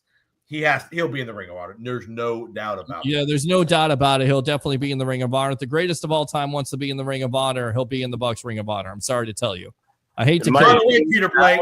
I think if Todd Bowles and the Buccaneers do not go farther than they have in the last 4 years, just winning a division, I think Bowles is going to get fired. All right. I think here's what I would say. Tired of it, and it's time to move on. It's time to move on from division championships. Get somebody in that can get him over the hump. It's time to stop winning division. Go ahead, Jason. Yeah. Here's what I would say. I would say to that argument: what coaches are available next year will have an impact on Bowles' potential future if they don't win a playoff game. Because we just saw Tom Thibodeau with the Knicks. Successful, boring, but the defense wasn't good. They made a change. Again, I don't necessarily agree with the change, but in this day and age, if you've got a championship window, and I think the Bucs think they're in a window of a couple more years before Godwin, Evans, Vita Vea, some of these guys age out, you've got probably a 2 to 3 year window. You better make a big dent in the NFC. And the NFC is gettable. Yes, it is. But The NFC is gettable. With the Lions and Frank Ragnow, the center there retiring and then changing both coordinators. Yeah, I mean, there's an opportunity here. Yep. And I think Philadelphia will be down a little bit, and they're Super Bowl champions, but Todd Bowles and the Bucs have had their number, and I think this Bucs team from last year to this year is improved. Doesn't mean they're going to win that game, but I would think they would be favored in that game versus the Eagles, as crazy as that sounds, because of being 6-1. Versus the Eagles there. It's a pick-em game. I mean, it's a toss-up game. It's a game they can win, no doubt. Yep. All right. I think the Bucs maximum window is 2 years. Yeah, that's probably fair. I think that's fair. And I think, Roger, thanks a lot for the call, man. Congratulations on your 12-year anniversary, which, by the way, thank you, sir. Who got you that job in the first place? That would be you, Peter Blake. There you go. We'll see you at Policy Scout tomorrow, man. Use that second call if you want to. Yeah, I want some residuals on that. Deserve some residuals, whatever the hell that is. All right, open phone line, 727-255-0391. It's 727-255-0391. Speaking of your guy, Baker Mayfield, he's pulling I've grown to like Baker. I know we had some opinions a couple years ago, but he has won me over. Give him all the credit. 41 touchdowns, 16 interceptions, still too many turnovers. He needs to live to fight another day, but I like the stance that he's taken, Jason Powers, in this offseason. He's going full Tom Brady here, doing offseason workouts, moving here. I mean, talk about Baker Mayfield and his maturity. You got to give the guy credit because 2.5 years ago, this guy's career was in a do or die situation. Yeah. He probably wasn't getting another opportunity if the Bucs situation didn't work out and he didn't thrive here. So give him all the credit. He's matured. I think, he's understanding what he's good at, maybe what he's not good at. He's still a little reckless and that part of it, but that's just going to be the way he is his whole career. He's going to have some recklessness in him, but he's made a great job of taking what the defense gives him. If they give him 12, he takes 12. He takes the shot. Again, he forces the ball a little bit, still too much, but I think the offensive system, again, back to Liam Cohen, I think that was a great, perfect system for him. I agree. The reads are pretty clear. You know what you're doing. We don't have to do a whole lot of formational bunch of things. I mean, we do some shifts and all that, which that's the other part of this Liam Cohen that's very underrated. The shifts and the motions that we didn't see in the Buccaneer offense for many years. You saw a lot of that stuff and how much that creates matchups for you. It's all about matchups and situational football. Let's go out to the phone lines here. CSB brother, Mr. Cole, welcome to the Evolution. You're on with yours truly, along with Jason Powers on Sports Podcast. Yeah, baby. Love this Jason Powers. That's I know, awesome. right? We all love Jason Powers. You need to have him on the show because every time you have him on the show, the phone lines completely blow up. And by the way, we got rid of the Tom Brady Let's Go because Roger Shue there, the tribal troll, gave us $100, and we got like $150 one night on the draft. So we went with the Baker Mayfield now. Wait up, little boy. Wait up. Have we retired Byron Leftwich yet? We need to retire Byron. You can't retire Byron. I love Byron. How about them Bucs, baby? I love that. How about the Bucs? I love that soundbite. That soundbite is awesome. And by the way, speaking of Byron, yes, even more to Roger's argument of Brady in the Ring of Honor. Byron Leftwich ain't got a job since he left the Buccaneers. Right. What does that tell you? Well, it tells you that most likely Tom Brady was the offensive coordinator at that point. Just saying. I know BA had some say in it. All right, Cole, what's on your mind tonight? I'm going to, oh, God, far be it for me to disagree with the panel here. I just think that Tom Brady wasn't here long enough to be considered in the Ring of Honor this quick. Let me ask you this, because people will say that. What about Warrick Dunn? Does Warrick Dunn belong in the Ring of Honor? With what he's done off the field, on the field, people will say the same thing about Brady wasn't here long enough. Dunn was here for what, 6 years? Does Rich McKay deserve to be in the Ring of Honor along with his dad? Isn't Rich already in? Well, Rich should be in if he's not in. Is Rich in? Rich is not his in. dad is in, but His I don't dad's think in. he's in. Rich deserves to be in. I think Rich deserves I to be can agree with that. for the end. Well, do you think about him more as the Bucs GM, or do you think about him more as the Atlanta Ball? No, he's definitely not for me. The Atlanta Falcons. He was one of the architects. He was one of the main architects that built the Bucs. People He go drafted Sapp, Brooks, Dunn. Thank you. All stops. Yes. He might have had one of the greatest first rounds of all in the history of the NFL. Period. Sapp and Brooks. Period. In the same first round. Yes. That draft only had 3 Hall of Famers in the entire draft. Right. And he got 2 of them in the first round. 2 of them in the first round. Yes. Yes. Traded back up to get Brooks. For the Dallas Cowboys. Thank you, Jerry Jones Skeletor, for trading that pick. Appreciate it. And thank you, Derek Brooks, for not coming out as a junior, because he would have been like a top pick as a junior. Well, the whole nonsensical thing with drafting Brooks and why he dropped is people were saying, well, he's too small, but the guy could run, and you turn on the tape, he was making plays at Florida State all over the place. You know this all. Remember, that was a time in the NFL where big linebackers were the thing. And Derek wasn't a big. I mean, he was a former teammate of mine at Florida State. He was not. I mean, he was 215 pounds at best at Florida State. I mean, so back then it was the 230-pound, 40-pound linebackers, the hulking guys. This was a perfect fit for Tony Dungy's defense. The perfect spot, that weak side linebacker spot where he was asked to cover tight ends, run, things like that he could do. But he was not in. The reason he dropped was because the linebackers in that in the mid '90s, that was not the thing, was to have light linebackers. No, it was not. And then also, he went to Florida State because he could play linebacker, because he was recruited as a safety. He started his career as a safety at Florida State. Yeah. Right. He was a free safety or strong safety his freshman year at Florida State. It's amazing. Because he was he was thin. He was like 200 pounds. Yeah. Right. But he grew up. 210 at best. Yeah. 225, 235. He got bigger. He grew into. Yeah. Yeah. But not as a college player, as a pro though. I mean, he was 225 as a pro. Well, he was a smart. Mentally. He was instinctive. He And could make plays. guys, don't underestimate the influence of Hardy Nickerson on that group of guys. Sure. The big 3, and I think he needs to be in the Ring of Honor. I agree with that. Before Brady. Well, some people would say Wilder deserves to be there.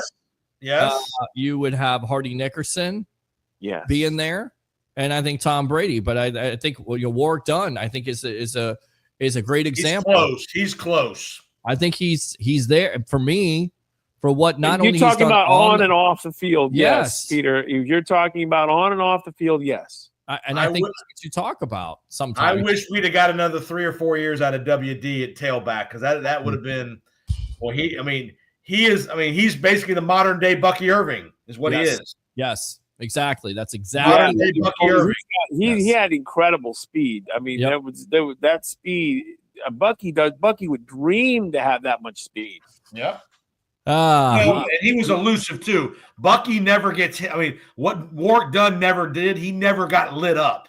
Never. He always was elusive enough to deflect the blow. He'd get tackled, but he would deflect. He would never get lit up. I mean, and he had game-breaking speed, but Bucky Irving is very similar. He doesn't ever get hit clean. It's a glancing blow, which preserves you and allows you to play longer and run between the tackles like that. Yep.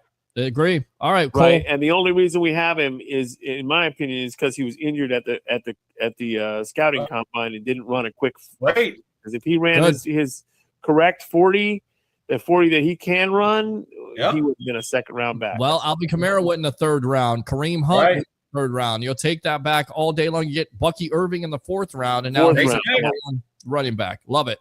Love it. Yep. Take care, guys. All right. Well, Cole, appreciate you. As always, use that second call. Open phone line, 727-255-00. 0391. It's 727-255-0391. Let's go out to Tim here. Where is Grizzard going to be head coach next season? We read that one. Here's a good question. Jim Melvin, I used to work, I believe, with the Tampa Bay Times. Well, we'll get back to that comment in just a moment. Jim, let's go out to this guy. Let's go out to Sun Devil Dave, Mr. Dave Ruffalo. Welcome to the Evolution. You're on with yours truly, along with the Power Man himself. Yeah, baby. Yeah. Jason Powers. Yes. Jason Powers, Peter Blake, man, you guys are great. Thank you. I love this flag football. So, Mr. Powers, I got a question for you. Well, first and foremost, Sun Devil Dave is a UFL fan. So he when you said that, he was laughing in the background because he's like, you should talk more UFL. And I was going to throw this out there because I forgot my train of thought. Jason Powers, Dave, there was a rumor this week that the aforementioned Tampa Bay Bandits would be none other owned by Tom Brady. So if Tom Brady decides to own the Tampa Bay Bandits, are we interested? Absolutely. Okay. I used to go. Peter Blake. I was in the building in Tampa Stadium, and you probably remember this, Jim. John Reeves, Gary Anderson, Eric Trevelyan, Spurrier on the sidelines.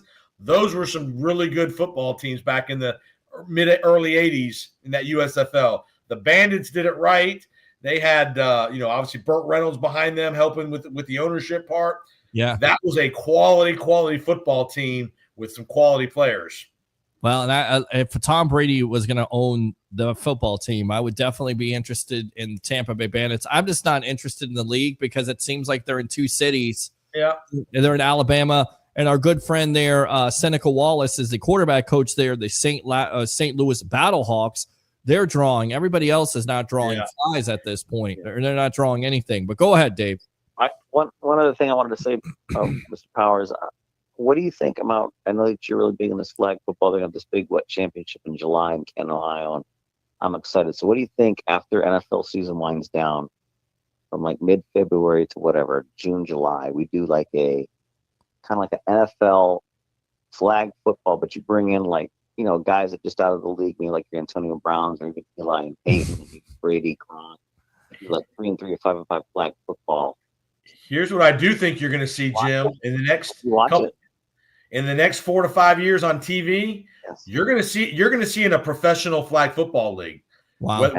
It may not be former NFL players, but there's plenty of guys in their early 20s, mid 20s that are not NFL capable, but that is going to be a sport that's on TV very soon, because what's about to happen in the women's side of things is you're about to get women's flag football at the collegiate level, at the Division I level, and once that happens, you're going to see a league that's going to form TV content. It's cheap. It's not very expensive to play.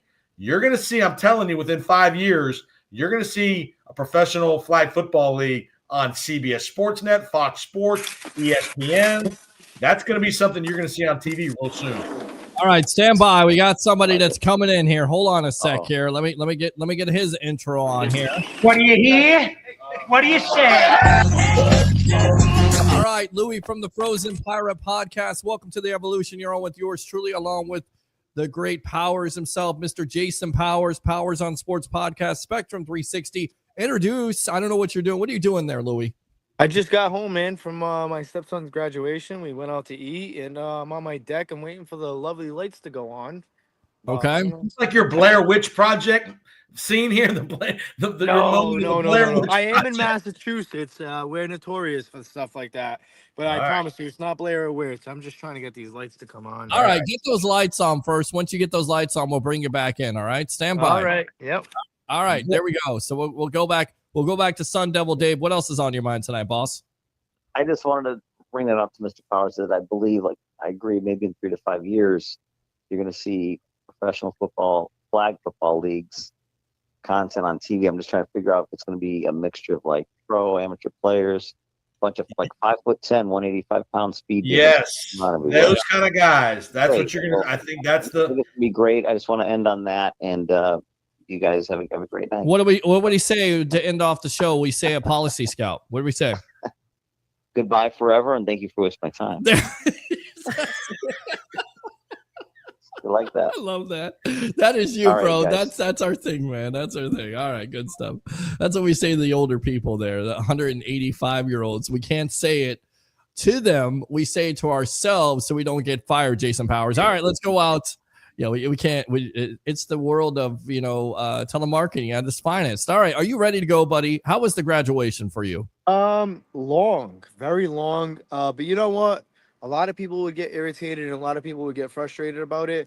But what that shows me is that in previous years, the graduations would go by quick. It just shows me now this year, like they had, I think, 5 or 6 pages of graduates from different shops and stuff. Now it shows me that there's a lot more kids graduating. So I guess that's a positive sign. That's a good thing, bro. That's That's a very good thing, man. Like the graduation, we started at 5 and we didn't end until almost 8 o'clock. Excellent. And just by the calling way, names out. you're rocking the Tampa Bay Rays hat, which, by the way, last check, I believe they were winning 5-0 over Texas. And our goal, Jason Powers, on this show is to get Louis, the newest member of the Sports Web Network, which I was going to throw this out at you. Jason, I know that you do your own thing with the Powers on Sports podcast. I don't know if you ever go live. You ever like to go live on the Sports Web? Let me know.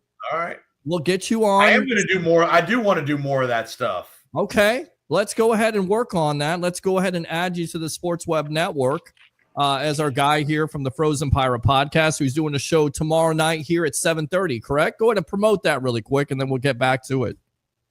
Yeah, man. Tomorrow, 7:30, as always, Leo Haggerty opens it up with me at 7:30. The Frozen Pirate Podcast, guys, go out and follow the YouTube channel, the Frozen Pirate Podcast. Follow me on Instagram, Facebook at Louis Lateo. And like I said, I have an open invite to anybody who would want to join the show. And because tomorrow we have a pretty good show lined up, a lot of mini camp kicked off. For me, tomorrow it's going to be about position battles because that's going to be a huge thing. I feel like in the secondary, who's going to take, is there going to be a possibility with Jamel Dean may take a second or third role here? Also, we're going to be talking about a little bit about the Madden cover, the Madden curse, if you will. And yeah, that's pretty much it. It's tough, Peter, because, there's not a lot going on. And you got to find stuff to fill in, But yeah, tomorrow on tomorrow's show, Leo and myself, we're going to be talking about the position battles, what the most important position is on this team. Also, are we going to witness history with Levante David surpassing Derek Brooks? Is it going to be a possibility? And yeah, it's going to be a pretty good show as always. Well, it is going to be a pretty good I got show. a question for you guys. Sure. Is Jalen Ramsey a possibility for the Buccaneers as the later this goes? No. I don't think he is, and I'll tell you why. Because of the salary and because of them double dipping with drafting Morrison and Parrish, and they've been very impressed. And you hear Todd Bowles, and I get it, it's underwear football, but Morrison. If you could unload Jamel Dean, would Jalen Ramsey be a possibility? I mean, yeah, absolutely. I talked about that. I said if they're willing to if they're doing a 1-for-1 with Jamel Dean and they're willing to eat up some of that contract of Jalen Ramsey, if the Dolphins are willing to eat up that contract, a good portion of that contract, and you're the Buccaneers and you can unload Jamel Dean and maybe like a 5th-round pick, I would be all in for it.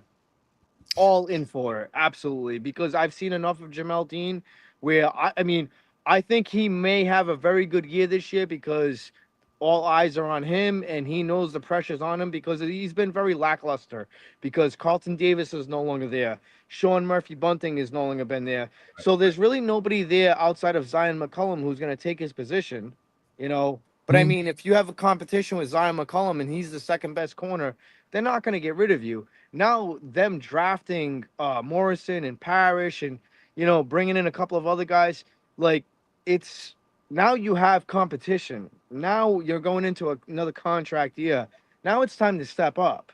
So, I mean, I'm predicting Jamel Dean to have a really good year. But if I'm the Tampa Bay Buccaneers and the Dolphins call me up and they say, hey, we're willing to trade you Jamel Dean and we'll take a 5th-round pick and we'll eat up some of that contract, you bet your bottom dollar I'll make that trade. Absolutely. And see, I would stay away from the deal because, and I'll go full screen on this, I don't think it matches what the Bucs are doing. I don't think he's a team guy. He's making $21 million. He's not the same player he was a couple years ago. I think they He was in the top 10 this year. Well, but again, top 10 corner this year. Another year getting older. He's got an attitude problem. I think Dean. He's the kind of guy, I think, if he's in a winning situation where he knows the team is a winner, I think he would get in line and you would see the best of Jalen. Absolutely. Miami's not that place quite yet. If he knew he was in a championship scenario, i.e. Tampa, where he knew they could go the distance. Yeah, I think you're seeing a different Jalen Ramsey. I think you're going to see a Jalen Ramsey of old. Because, like I said, I think that I feel like that's a lot of I feel like for me, a lot of guys are like that because not to bring up the Patriots and the 508 podcast very soon, but not to bring them up. But I mean, you see a lot of guys that during that Brady and Belichick era, where a lot of guys were washed up. And a lot of people wrote them off. Like, this is it. This is the end of the road. And guys like Randy Moss, Wes Welker, Julian Edelman, like these guys, nobody wanted these guys. They had high hopes and then didn't quite fit the profile. And then they went to New England and they were studs. I mean, hell, Chris Hogan, he was a stud over there for the Patriots. So, and what I'm not trying to compare the Buccaneers to the Patriots, but what I'm trying to say is I feel like when players like that of that caliber, they get very comfortable, but when it's time to compete for a championship, a guy like Jalen Ramsey, I think that's what he needs because a lot of people wrote off Leonard Fournette. Remember that? The Jaguars cut him. They didn't want him anymore. And then he had a little bit of an issue in Tampa. And then when stuff started to get really real for him and like, hey, you know, Rojo's hurt. And I loved Rojo. Rojo's hurt. And we need you now. And he stepped up big time. And that was Peter's guy, Rojo. I loved Rojo. The victim of volume, I would use to say. And then when he got the volume, he fumbled the volume away, but he did have his moments there. All right, gentlemen, let's get back to some of these comments here because we've been talking about what you kind of covered last week, Louis, when you talked about Todd Bowles. If he doesn't win a certain amount of playoff games, you think possibly John Gruden? I said it's a possibility. I mean, because John Gruden's been in the limelight for the Tampa Bay Buccaneers as of late. Here's a guy that, you know, brought us our title. Look, Peter. Stand by, Jim. Peter, you know how I feel about John. Yep. My situation with John Gruden is I respect the hell out of John Gruden, but I have a question to ask him, and that's how dare you? How dare you get rid of Warren Sapp and John Lynch in the same year? Those are our two leaders, and they wanted to bring in more of an offense. Obviously, time went on. It didn't work out, and we went through a plethora of coaches. I don't need to remind Buck fans. I don't want Buck fans to feel that traumatic experience. Keep John Gruden away from personnel. Let him coach. Exactly. Thank you. Stay away from the personnel decisions. Exactly. Well, John Gruden, and if worst case scenario, say if it doesn't work out for Todd Bowles, you have Baker Mayfield for another year. I'd be interested to see Baker Mayfield work under a guy like John Gruden because John Gruden is kind of like what Bruce Arians used to be, air it out, not afraid, just, he like you hear Warren Sapp talking about him, where Tony Dungy would be like, hey, how's your day going? Versus John Gruden would be like, hey, I'm going to do this, this, and that. And he would challenge people. Yes. And my beef with Gruden is you got rid of Sapp and Lynch in the same year. That's my only beef. Did they get rid of Sapp and Lynch? I thought Sapp was. It was Sapp and Lynch in the same year, Peter. I thought Lynch was 04. No, Lynch and Sapp they both walked in the same year. And I believe Gruden said that we put too much money into our defense. We need to put more money into our offense. And that's the year I think Tim Brown came. And Charlie Gardner and Derek. Yeah. All right, stand by. Let's go out to the phone lines here because when Jason's on, when you guys are on, everybody wants to talk. Let's go out to this guy. Damn it, Jim. What the hell is the matter with you? Let's go out to Jim here. Jim, you're on with yours truly along with Jason Powers on Sports Podcast. And, of course, Louis from the Frozen Pirate Podcast. Yeah, I wanted to talk about that Todd Bowles story where they were talking about if you don't win a playoff game. Yes. What was that? It was Pro Football Focus. Yes, Pro Football Focus. They put that out there. Yes.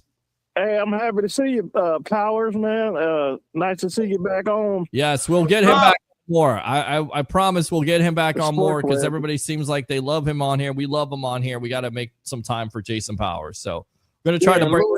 We're trying to bring a show to the Sports Web Network too. So about that interview, I mean that he read it earlier. I don't know if you heard it, but wanted to hear what you thought about that Pro Football Focus statement they made. Pro Football Focus, Jason Powers. There's pressure on Bowles now. I mean, they're the clear favorite in that division. I mean, they better make the playoffs. And as you make the point, they probably need to win a playoff game. I mean, I hate to say that, but the defense better not be the reason why they don't win the playoff game. Absolutely. If the defense gets lit up again and they give up another 35 or 31 and lose, it would not. The Glazers ain't getting any younger. No, they're definitely not getting younger, and that window could be closing. And I love what Baker Mayfield is doing his best impression of Tom Brady there. Again, moving his family, moving here to Tampa, doing organized team workouts, trying to develop that chemistry. But Peter, the offense can only do so much. It's time for the defense to step up. And to what the caller just said, never mind. My wife's pegging me off right now, laughing from the patio window. All right. But for what that caller just said, I absolutely agree, and that's why I said what I said on the last show of the Frozen Pirate podcast every Thursday at 7:30 right here on the Sports Web. Yes. I said, if Todd Bowles cannot get this defense to where it needs to be, because Peter, how many years have we been waiting for a dominating defense like the repeat of that Super Bowl? For quite some time now. I agree. So that's why you're not going to see that defense, Louis. They don't need to be top 5. Be top 10 or 12. They need to be at least top 15. Yes. Top 15. Give the offense a chance. Yes. Because we have dogs and like Baker Mayfield. We have an offense that can get it done. We have an offense that can win us games. We just need a defense that can take an offense off the field and not stay on the field for freaking 7 minutes at a time. And I get it. Like I'll give Bowles. I love Todd Bowles as a human being, as a father. I think he's an amazing human being. But as a football coach and as a Bucs fan, listen, we cannot get eliminated the first round of the playoffs anymore. We need to see an NFC Championship game.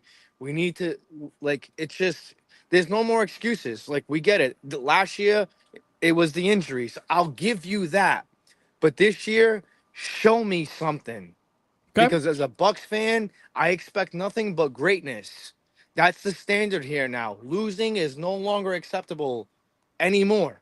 But to that point, standard is greatness. You're still winning 4 NFC championships in a row. But Peter, 9 and 8. Yeah, that ain't getting it done. Well, 10 and 7 last year. By. They progressively have gotten better every year. 8 and 10. Like you're saying. 9 and 8, 10 and 7. You're absolutely correct. They're definitely had to do more than let's have a 13 and 4 and be a number 1 seed is what I want to see. That would absolutely honestly, Peter, that's where I got him on paper right now. I said 13 and 4 as a paper team right now. That's where I have him. That's what I expect him to win. 13 games at least this year. I said 12 and 5, but we'll see if that number increases at this point. It's going to definitely depend on, like Jason Powers and Louis has said, that defense has got to get better. And I think it starts with Savasi Dennis, who's got to stay healthy and early returns at this point. And again, it's OTAs. It's T-shirts and shorts, brother. Hey, T-shirts and shorts. T-shirts and shorts, my friend. You're absolutely correct about that. But it's good to see him healthy. Knock on wood. I think he's a big part of that linebacking core. Jim, he's physical and he's a thumper. He is. Jim, go ahead. What else? Well, what was the defense ranked the last couple of years? We bottom tier. Not good. Not good. Not pass good. defense was terrible. The the run defense has always been good. The pass defense. Here's the problem. They have had the inability to get pressure without having to blitz. And when you blitz, you expose your corners and your safeties. That's what the Bucs have to get away from, where they have to blitz to get pressure. Blitz once in a while, I get it, but you can't have to rely on the blitz as your only means of getting pressure. Agree, and that's why your corners to dry. And that's why you're so excited about Reddick coming in. And this is what Todd Bowles was focused on.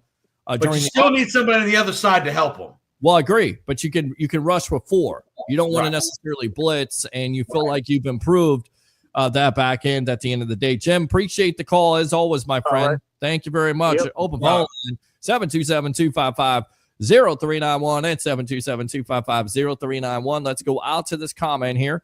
Peter, do you see Bowles continuing to coach for 7 more years, assuming he's not on the hot seat? He's 61, so not that old, but it wouldn't surprise me nowadays to see coaches call it quits on their own teams. Absolutely. Todd Bowles has talked about this. He's not going to coach forever. Father Time is undefeated. Even Tom Brady in that conversation, it was undefeated.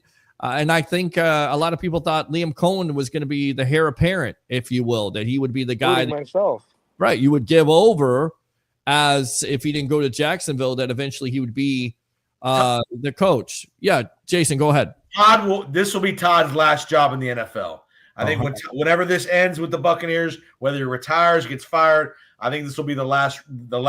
You won't see Todd Bowles as a defensive coordinator with somebody else after this happens. And I don't think he would get another head coaching job. I don't think, because of his age and he doesn't have a great perceived reputation as being a innovator. I think when this run ends with the Buccaneers, I think you'll see Todd Bowles retire. I agree with you. I think you definitely see him retire, and maybe one of these. Maybe it's Grizzard. Maybe Grizzard is the guy. I thought Liam Cohen could be the guy. Maybe it's Grizzard if he's impressive. I don't think so. I don't think. I think the way the Glazers have worked in recent years is that it's like when they do They're something, big game hunters, brother. They're big game hunters. Yeah, that's what I'm saying. They're going after like big names. They're going after an overhaul. Not saying that Jason Light's going anywhere, and I don't want Buck fans, the web heads out there, to think that Jason Light's going anywhere.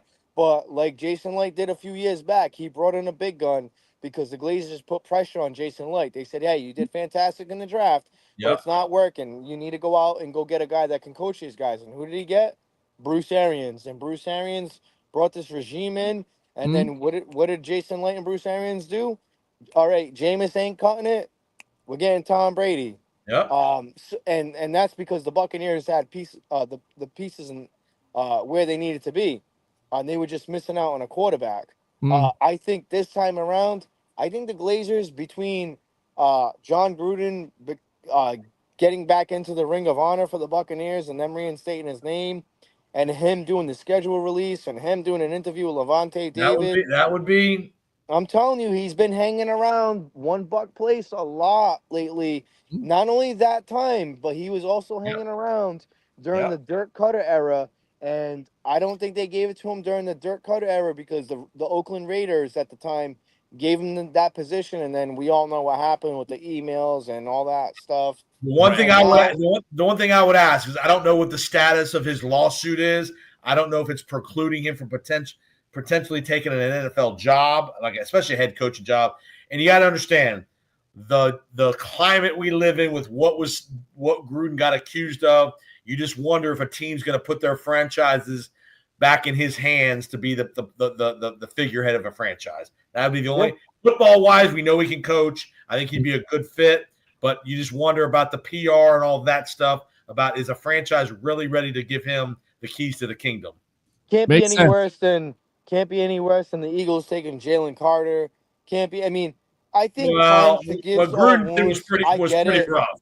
Yeah, it was pretty rough. I think what it comes down to, guys, and Jason's right about this, Louis, is if that NFL, if they settle that lawsuit, because he's already been allowed back into the Ring of Honor, but they settle that lawsuit, then yeah, I think there's a possibility. And that's one of the questions I'm going to ask him, because by the way, guys, if you didn't hear, we're going out to this on Friday, Saturday, and Sunday.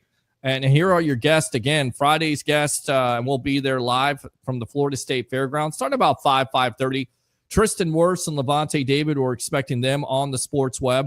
And then Saturday's guests, you got Jose Canseco, Jalen McMillan, Brad Johnson, Antoine Winfield Jr., Kalijah Cansey, Christian Itzian, Orlando Hernandez, Phil Esposito, Ruben Sierra, John Gruden, Ian Book, who we had on the show last week, Bucky Irving, Desmond Watson, and Elijah Roberts. And if that wasn't enough, on Sunday, DJ Langway, Florida Gator quarterback, Tank Hawkins, DeBron Hampton, Nick Anderson, Sam Perkins, Cedric Maxwell, and Aaron Childs. Jason Powers, you're more than welcome to come out there, see what the event's about, get on camera, maybe interview some of these athletes. I would love to do that, but I'm going to be at my last flag football tournament in Dothan, Alabama all weekend. So I will miss that, unfortunately, but look forward to the content you're going to put out. You and the network are going to put out, because I know you'll be bustling and hustling to get some of those guys on camera. Absolutely. If I had a little bit more time, Peter, I would have been down there. I would have took a flight down there tomorrow. Brother, it's all good, man. Yeah, the production-wise, what you're doing with the Sports Web has been amazing, and I just know the future is bright. And we're going to try to get you credentialed with the New England Patriots, even though I wish you kind of moved down here. And who knows? Hey, maybe listen, there's a strong possibility. I'm trying to convince the old lady. So I'm 37 right now. I said a couple more years with the job that I have now. Not trying to toot my own horn, but I've doubled my salary. Not doubled, but a big increase, drastic big increase. Like nice. Louis, you know what I watched the other day? What's that? I watched the documentary series, the 6-part, and I watched every one of them. The whole Karen Reed trial situation up in Boston. With his girlfriend and the cop. Oh man, yeah, man, that was an interesting doc. I'm not gonna lie, man. This place, Massachusetts. I will say this: there's nothing like this place. Like where I come from, like the city that I come from. Like a lot of people asked me for a very long time with the Frozen Pirate podcast. First and foremost, and I'm not trying to take up too much time, but I always know we have new viewers and stuff like that, and it's just a question that I constantly get asked. So on this platform, on the Sports Web, it's a much bigger platform, and I'm just gonna like put it to rest by now. Is a lot of people ask me like, what's the deal with the 2 axes and the logo that you have? Like, why the Buccaneers have swords, you have axes. The reason why I have axes is because where I come from, Fall River, Massachusetts, there's a lot of Portuguese culture. There's a lot of great food out here. There's a lot of good things to do, but unfortunately, we're known for one thing. Does anybody know what that one thing is? You've said this, but go ahead and expound on this. So back in the early 1900s, Lizzie Borden was a thing, and Lizzie Borden murdered her parents, her father and her mother. They were very wealthy. They actually, I believe, they ran the city of Fall River. They were very wealthy at the time. And she took an axe, and there's like a whole documentary about this. It's actually world famous. Like we have people that come out here during the walking tours in October. They come out and check out the house where she brutally axed her parents. She took an axe. I think I forgot. I have to ask my wife. She knows better than I do. I think she axed her father 41 times and took the axe. Yeah, it was brutal. Like you can go see I've been to the house. It's very awkward. But yeah, I mean, being a Buccaneers fan living in Massachusetts, it's been tough. But I mean, I'm a diehard man. I've been a Bucs fan since 1995. But for the people who ask me about the logo, that's why the 2 axes are there. I mean, I don't promote that stuff, but I mean, I'm from Fall River, man. So, I got you. If you know, you know. I got to ask you now, Jason, and of course, Louis, because Jason, you got to get out of here. I know you don't have that much time. You're a busy man. I don't want you to stay on here all night. Have you gone to Buccaneers.com, the YouTube site, and have you seen the 15 seasons of NFL films documenting every year? Because I sat down and I was watching 76, and I watched 77. How long is each season? 3 or 4 minutes or what? 20. That's about 15 minutes, 22 minutes each year. Okay. Each year, 24 minutes. And I got to 80. And what I've been doing is I've been watching it because I know they keep some of the stuff out and going to Wikipedia and what they left out. And the interesting thing is, well, it's not interesting. You already know this. Bucs had a lot of injuries the first 2 years. So that's why they did so poor. Not a lot of great players, but a lot of injuries. And then in the 80s there, that 1980 season, they had some players that were, and this is after 79 when they went to the NFC Championship, they had some players that were involved in some drug issues. And then you find out in 82, that's why they traded some of those players. So I know some of that. I think Paul Stewart probably would know some of that. He probably Have you watched any of that, Jason Powers? I have not watched. I didn't know that was out there. I will definitely check that out as the summer progresses here to try to get through some. Yeah, I used to love how NFL Films used to do like a year. That's probably like the year in review kind of video. Yeah, that they used to put out. Yeah. Yeah. So I definitely will catch some of those and go. I probably won't go through every year. I'll probably pick the handful of years that they were good. That way you can get a little glimpse. But yeah, I mean, great stuff, man. I mean, just the history of this franchise, and they will do a great job this year celebrating 50 years in Tampa with, I guarantee, with throwback days, and all the old guys will be back in the building for some of these primetime games. So I'm sure the Glazers and the Buccaneer organization have a lot of great things planned for these home dates. Yeah, Pernell Dickerson, we saw him walking around. He was one of the quarterbacks in the inaugural year. I didn't get to finish watching the '87 season, so that was the year that I was born. Well, that was Vinny Testaverde, baby. Well, yeah, that's what I was about to say. Vinny Testaverde. That was his rookie year. I watched the first 6 minutes of it, and man, was he throwing some dimes. Well, I he was threw like, dimes. The second year of him, we just went over that. He had 13 touchdowns and like 35 interceptions. Hey, man. Vinny wasn't afraid to throw it to the other team, but he had a hell of an arm. And well, listen, the whole story was always about Vinny. When he was throwing interceptions, he was colorblind. Yeah, So right. that's why he was throwing to the other team. That was the funny excuse. But that was back in 87. Might have been the year. Was that the year that Jesse the Body was the color man? No, you're thinking of. I believe it is either. I think it's 1988. Maybe. Okay, boy, Jesse the Body, and that was. I mean, I remember that, man. Yeah, I do too. I remember listening to a lot of games. All right, before you go, let's go out to this guy. Acknowledge me. Let's go back out to the tribal troll here, Roger Shue. Welcome to the evolution of Sports Talk Television. You're on with yours truly, along with Louie from the Frozen Pirate Podcast and Jason Powers on Sports Podcast. Go ahead. Peter, Yes. great show. Thank you. All right. I just wanted to follow up. Earlier, you told me congratulations on 12 years. Yes. So Dave the Wave, our boss, Yeah. he calculated over 12 years how many calls I've taken with the company. Okay. Any guess on how many? How many calls you've taken? Because you're a speed demon like me, so you go fast. 25,000. 72,000. I would say I'm going to say 85,000. I'll play the prices right. All right. In 12 years, I've taken, as of today, when we left work, 1,706,492 calls. Wow. That's a lot of calls, bro. That's a lot. Is that the most craziest thing you've ever heard in your life? It is. It's a lot of Esthers, Winifreds, and Oh Gertrudes. my God, dude. What's the hang up? What's the hang up rate in your business? Oh, the hang up rate is it's 80%. 80%.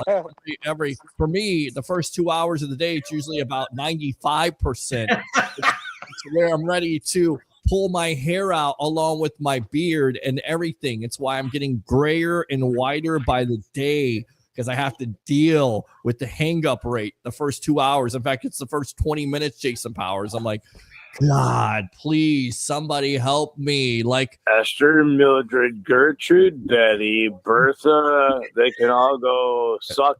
Well, yeah. Okay. I'm going to leave it at that. Well, we'll go out to JP Peterson because he has something to say about this. F you, and F you. Peace out. I'm gonna go have a Guinness. There you go. That's how I feel the first 2 hours. Yeah, I just had a nice IPA actually. There you go. Nice brewed. All right, what else, Tribal Troll? Yeah, but Peter, yeah, man, I got to give you credit. 12 years ago, you told me to come there. They were doing good, and I came, and as you know, Mara hired me. Yep. And there you go. The rest is history, man. The rest is history. So, You're out Policy Scout forever now. There you go. Yeah, I have a life sentence. And you owe me residuals on that. What's the residual income? That's what I need to find Dave DeWave. He needs to find that out for me. There is no residuals. I get no reference. I get no reference fee at all. I get nothing, no referral, nothing. You get my friendship and me being the moderator on your channel. You know what? That's pretty good. That is pretty good. All right, Roger Shue. Appreciate you as always, my That's friend. it, all right? brother. Great show as always, man. Thank you. Yeah, if the Bucs don't go further than, if they don't make a playoff win this year, Bosa's got to go. All They right. need to bring in somebody that can get him over the hump, like I said earlier. All right, Roger Shoe. All right, man. All right, I know how you feel about Todd Bowles. All right, Jason. We'll go ahead and just wrap it up there. Go ahead and promote yourself here. Don't be a stranger. We'll get you on next week. We'll make this a thing. Powers on Sports podcast. Again, go ahead and promote yourself here on the evolution of sports talk television, my friend. Yeah, we're taking a little break on the Powers on Sports podcast. We're coming back. We took a little spring hiatus for about 6 weeks. Had to, just take a little break, and we're back as we lead into the summer, head into training camp. Powers on Sports podcast.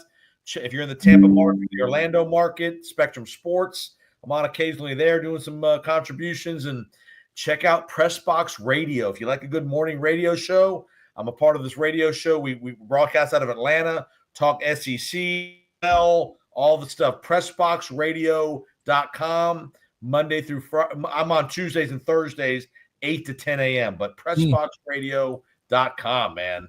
Yes, and Jim Levitt in the USF Hall of Fame finally, and Michael Kelly now taking the job at Navy. It's like USF, can you get a break here? Can they get a break?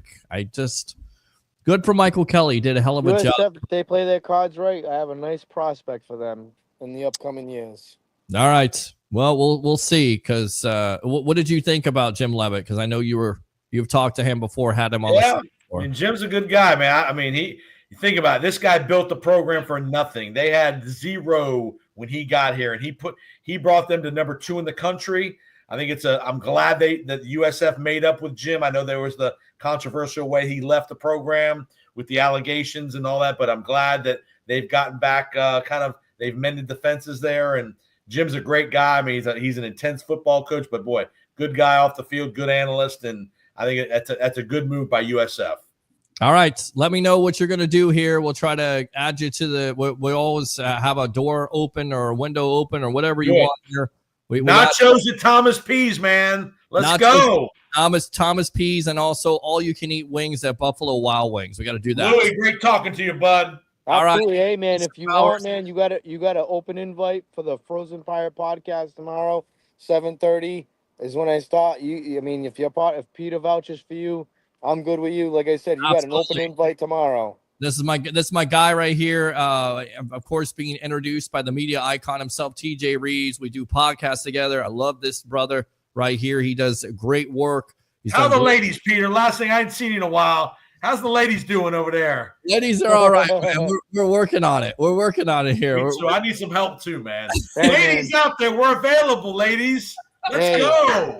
Hey, like I said, man, you got an open invite. Like I said, we do a little segment too called Around the NFL, where we talk about teams around the NFL, stuff going on, and it's just kind of like a bar / barbershop / vibe, unfiltered. Like I said, man, you got an open invite. I'll join you, brother. May not be tomorrow, but because I got a thing tomorrow night. Anytime though, I'll jump on with you for sure every Thursday. All right, man. There you go. Jason Powers on Sports Podcast, Spectrum Sports 360. We appreciate the time. All right. Good stuff there. We'll get him out of there. We'll come back to the 2 shots. Let's read the rest of these comments. No turnbuckles. Before we do, man, look at this thing that I built for the wife. Look at that. Yeah. That's nice, man.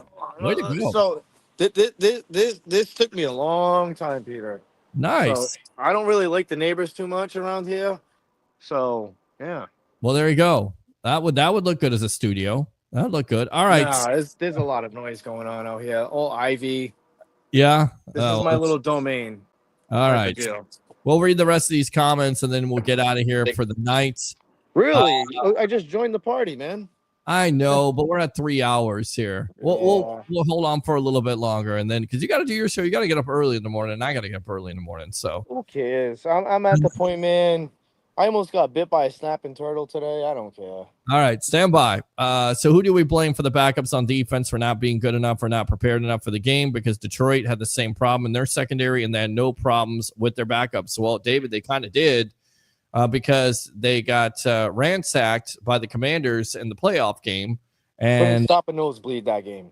Yeah, and that was because of injuries. So I'm gonna keep saying this. A lot of people They want to push Todd Bowles out the door. And I understand why. But listen, I want to see how you would do coaching a team with that many injuries. And I get it. It's no excuse, but everybody's like, well, look at the Lions. Yeah, look at the Lions. What happened to the Lions? They got eliminated just like us. Why? Injuries. They're a key point in the game.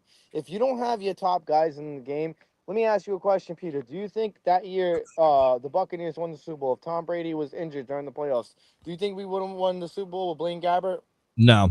Probably not. No. Do you think if Mike Evans or Chris Godwin was hurt, we saw what happened when AB decided to quit the team? That's a tough task when your key players go down. Aiden Hutchinson from the Lions, who's probably by far the second coming of Aaron Donald, he went down against the Buccaneers. I believe it was against the Bucs, right? Yeah, I think Jared. Well, with no, I'm lying. It was a little bit later on. Yeah. But look what happened to that defense. Yeah. You get what I'm saying? When you lose a key point, and we lost a lot of guys on that defense. Yeah. Antoine Winfield Jr. not playing the way he played a year ago.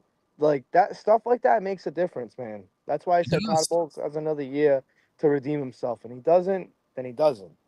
All right. The flag football in the year 2035 will be more popular in the NFL. We'll see about that. I don't think the NFL Powers, two of my younger sisters, are about 15 minutes in an apartment complex close to that field. They always take videos of them going to the marketplace outside of it. I think he's talking about Lambeau Field. A bunch of 5'10", 190-pound guys. Absolutely have Brady at quarterback. Lamar says Hassan Reddick has been in the building working out with his trainer. That's also confirmed by Todd Bowles. Okay. Paul Gruber all day. Absolutely. Christopher Cole. Gruber never got to play in the playoffs because he got injured. I thought he played the season 97 against the Lions. Did he get hurt before he played against the Lions? I thought he played against the Lions. I'd have to go back and take a look at that. That was take a look at that. Maybe many moons ago, Peter. For me. 1997. Acknowledge me. We shall acknowledge you. Acknowledge me. Lamar says, I do agree with Powers on the better play caller. Lamar, again, I'm going to say Josh Grizzard had help in Cohen being a great play caller.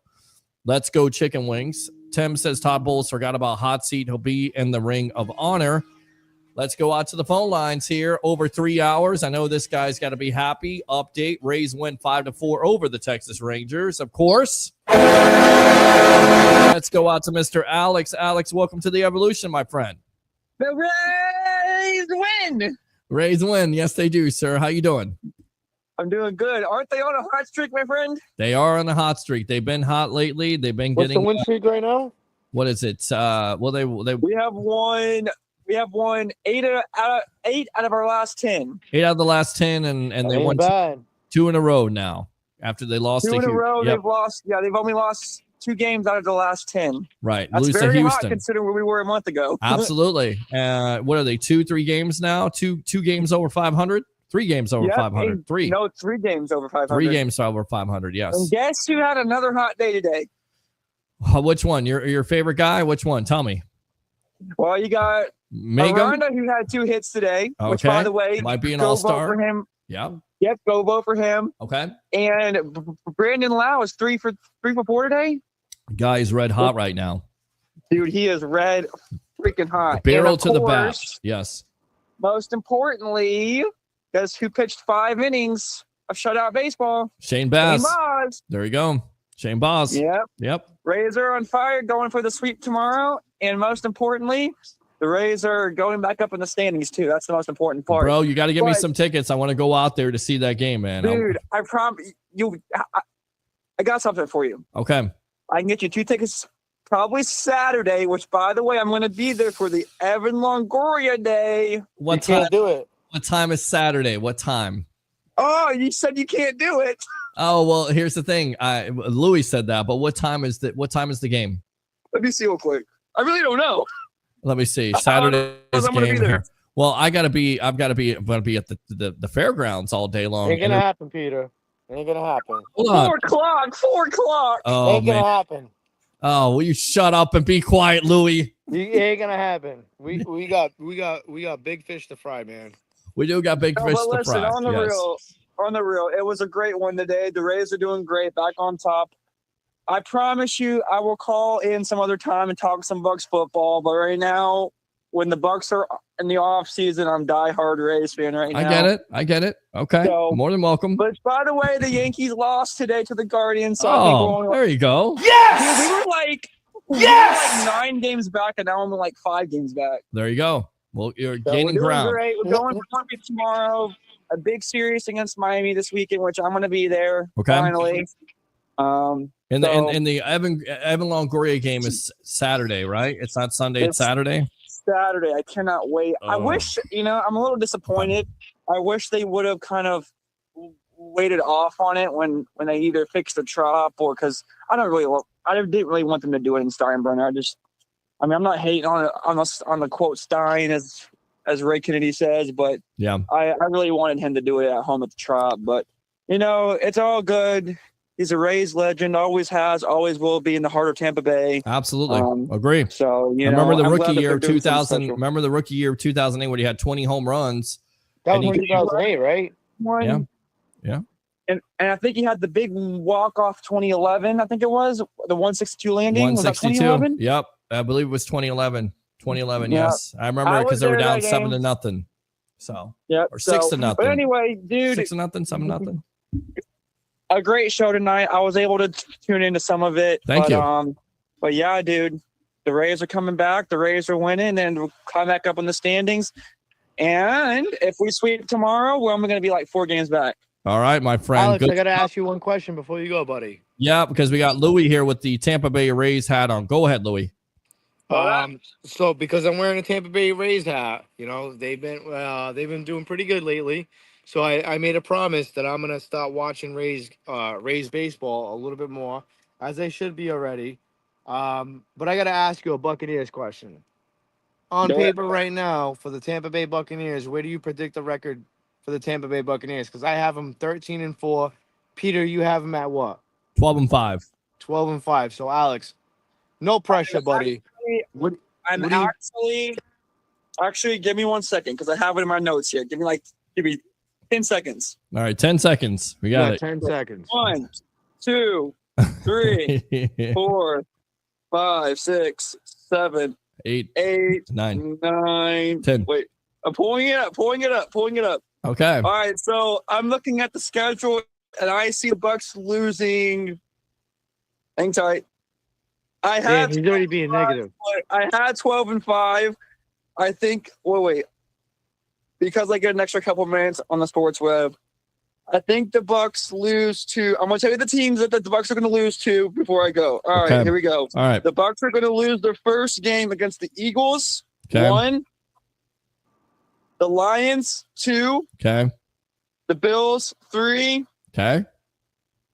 They're going to lose 1 game against the Falcons. I do not see them sweeping the Falcons. Okay. And then I think the last loss is, I don't know. I'm kind of on the verge with the Patriots because the Patriots are doing some things. I made people think, Peter, about that whole You Patriots did, but game. the Stephon Diggs thing, I think, is scaring me away now. Well, now he's been showing up. Northeast fan. So I do see the Bucs maybe struggling against the Patriots. He'll probably know more about the Patriots than me as an individual, but I see the Bucs going 12-5. All right. Good stuff, Alex. Speaking Appreciate of the Buffalo call, Bills, I want to Yes. ask. This is a question that I have for you, Peter. Okay. Out of the Tampa Bay Buccaneers, of their Thanks, history. Alex, for the call. Appreciate Thanks, you. buddy. Thanks, Yeah. Alex. I appreciate you every time you call in, brother. Yeah. Out of the history of the Tampa Bay Buccaneers, right? Yeah. What's the one team there's only one team that the Tampa Bay Buccaneers have a winning record against? Yep. I believe they're 8-5. Yep. What is that team? I believe it is the Buffalo Bills. It is the Buffalo Bills. They have a losing record against every other team. I think there's another team out there that they have I think they're tied with. But outside of that, they have a losing record against every other team in franchise history. That is insane. That's crazy. And the first game I remember watching with my father is in 1988 with the Bucs beating the Bills. I believe it's a weird score, like 10-5 or something like that. Yeah, something weird like that. Yep. Something is. All right. Let's go back out to the comments here. Let's try to get as many comments read, and then we will end off for the night. Let's see. Aloha Powers. Okay. Appreciate that. Okay. Wow. Missed my spot here. Okay. The Bucs in 2025 are going to be all about Mayfield. If he plays every game, it's going to be sweet. If not, agree with that. Baker Mayfield will bake, says Lamar. Cole says absolutely bandit ball. Lamar, Loa, Louie. David, I watched some of these flag football games, and some of these guys are pretty big. Christopher Cole. Dean is good when healthy. 640 BRSN. Thanks a lot for tuning in there on Facebook. Evans and Godwin to go down as one of the greatest duos. They will be in the conversation with Rice, Taylor, Duper, and Clayton, Swan, and Stallworth. That is a great comment. Let's go out to Miss Jet Sky. How you doing, Miss Jet Sky? Yeah. Let's go out to Jim here. Gruden had too much baggage to ever return as the Bucs coach. We'll see. I could be wrong, but isn't another reason why we let John Lynch go because he had a neck problem? There was a rumor out there that he did have a neck problem. It was, but whoever evaluated that rumor was dead wrong because he played lights out for the Broncos. He absolutely did. Bulls defense has never been healthy and bad at the same time. Christopher Cole need to get turnovers. Absolutely 7, interceptions is nothing to write home about. Corners are going to be playing closer to the line of scrimmage. Jim, that's an amazing event. Thank you, Jim. Stephen Louis King right there. That's a good one. Louis King. Stephen Louis King. Stephen Louis King. Oh. I'll take it. Stephen King. Stephen King. Yeah, he was a whack job. No, Peter Louis and Powers. Much mahalos as always for your time. Have a great rest of your day, guys. Let's go Bucs. Absolutely go Bucs. Go Bucs. It is exciting, Top Balls. How about them Bucks, baby? There we go. Overtime in Edmonton. First game. Solid work, Louis. Absolutely does great stuff there. Christopher Cole Wirfs got injured in 21, and it doomed us. Also, Chris Godwin was lost for the year, which absolutely hurts. Anything can happen. Didn't Nick Foles win a Super Bowl against the Patriots as a backup? Absolutely. Jeremiah Rhett, go Bucs. Good content. He did. Very much. He did, but Peter, real quickly, I'll tell you why the Patriots lost that Super Bowl. You remember watching that Super Bowl against the Eagles? You keep that thought because we got somebody coming on here. Let's get his intro on. Mr.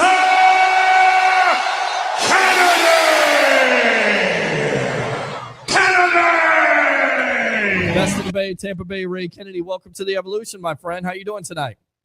Brother, you doing good? How are you doing tonight? I'm doing good, man. I'm doing good. Over 3-hour show here. It's nice.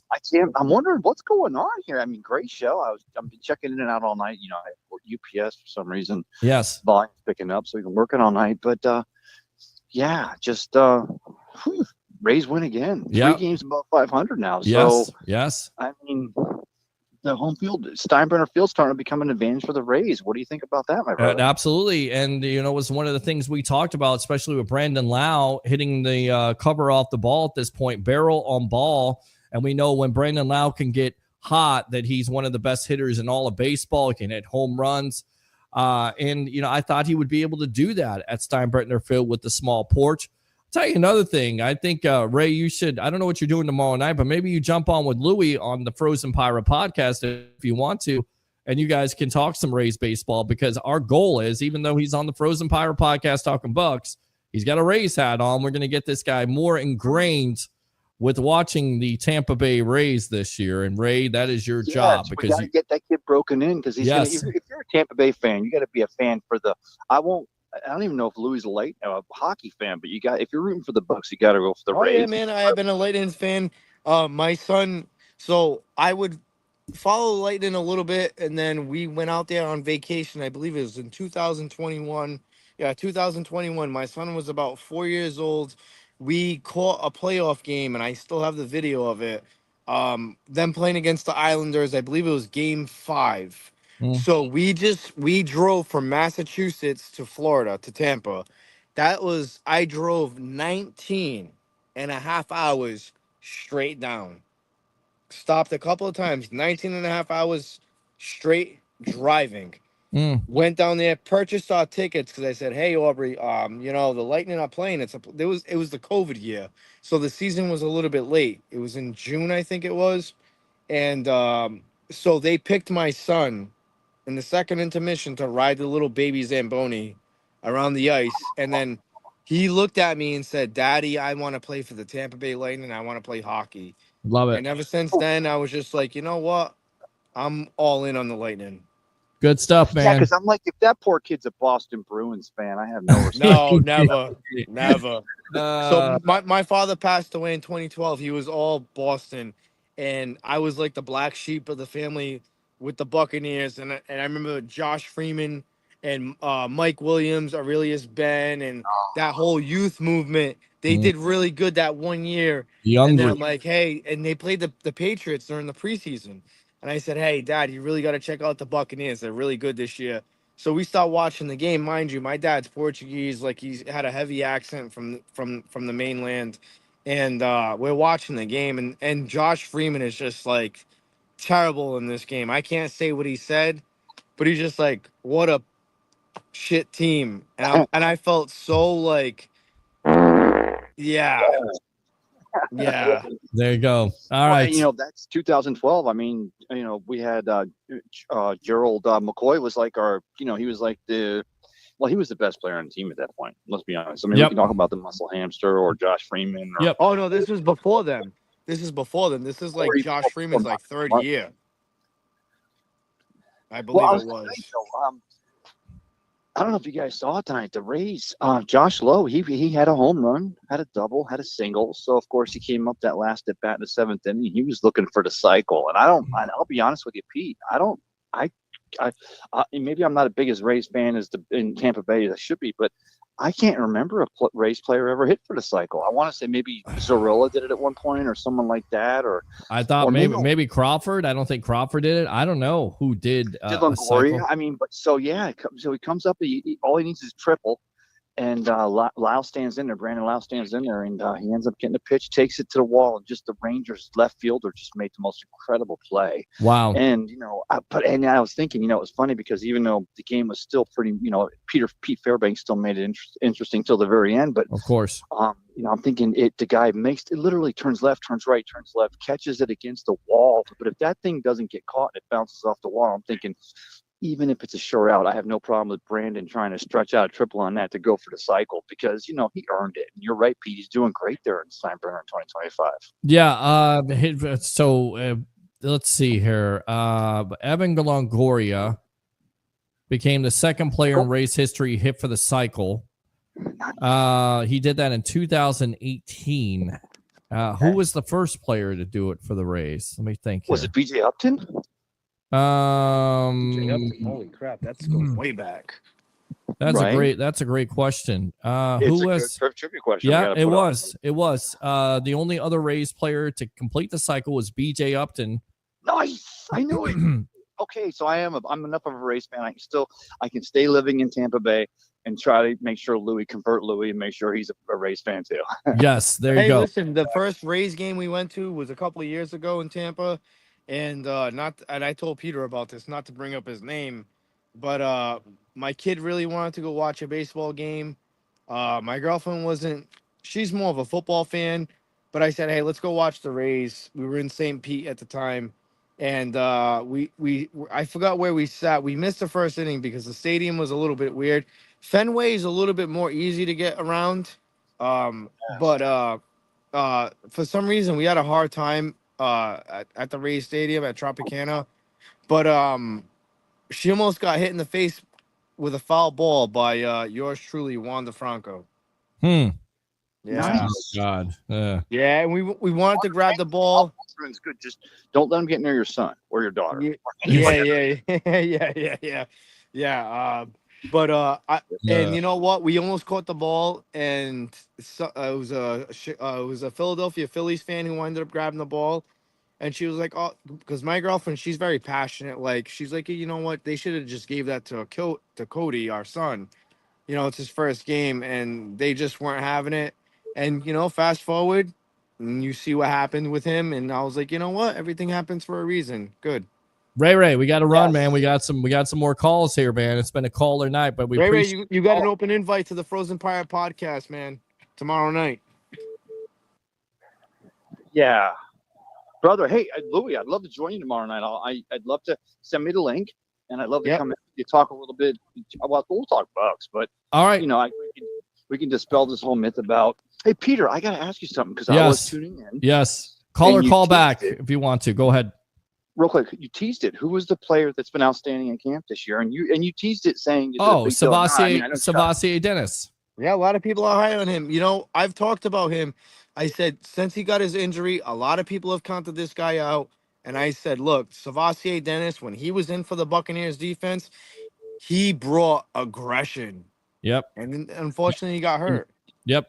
All right, Ray, we're going to run, my friend. We'll see you tomorrow night. Hey, Louie, I'll talk to you tomorrow night. Peter, I love you. All right, man. Brother. All right, good stuff. Let's go out to the phone lines. What's your name? Where you calling from? You're on the Evolution.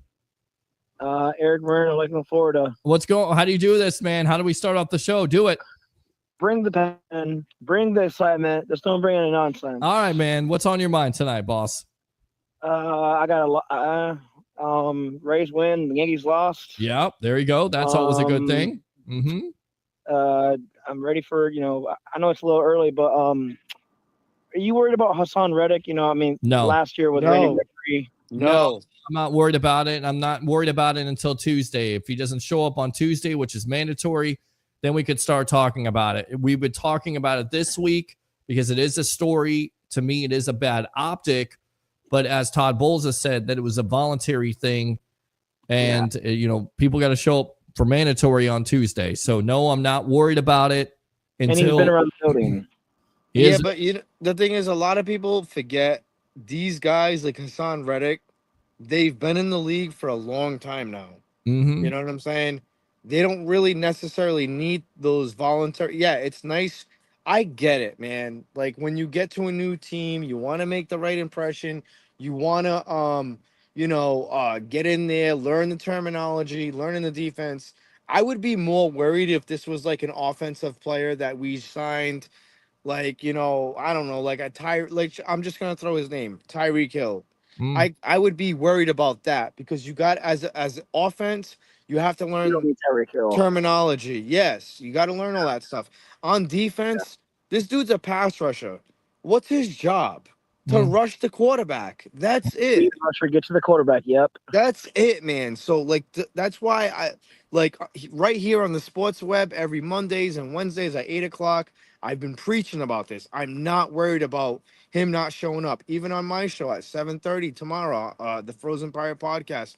I said it in previous episodes. Have I not, Peter? I am not worried about this. His job is to rush a quarterback and shut down the run. That's it. He's not dropping back in coverage. He doesn't need to really learn the terminology. You get what I'm saying? Is like if it was an offensive player, then I would say we got a problem. But defense as an edge rusher, no. If he was an inside linebacker, a corner, or a safety, then I'd say if this was Jalen Ramsey, then I'd say, hey, I'm a little skeptical about this. This is a problem, because in the secondary, you got to learn the terminology. But Hassan Reddick is just rushing a quarterback at this point. He just needs to get a sacks. All right. What else, Eric?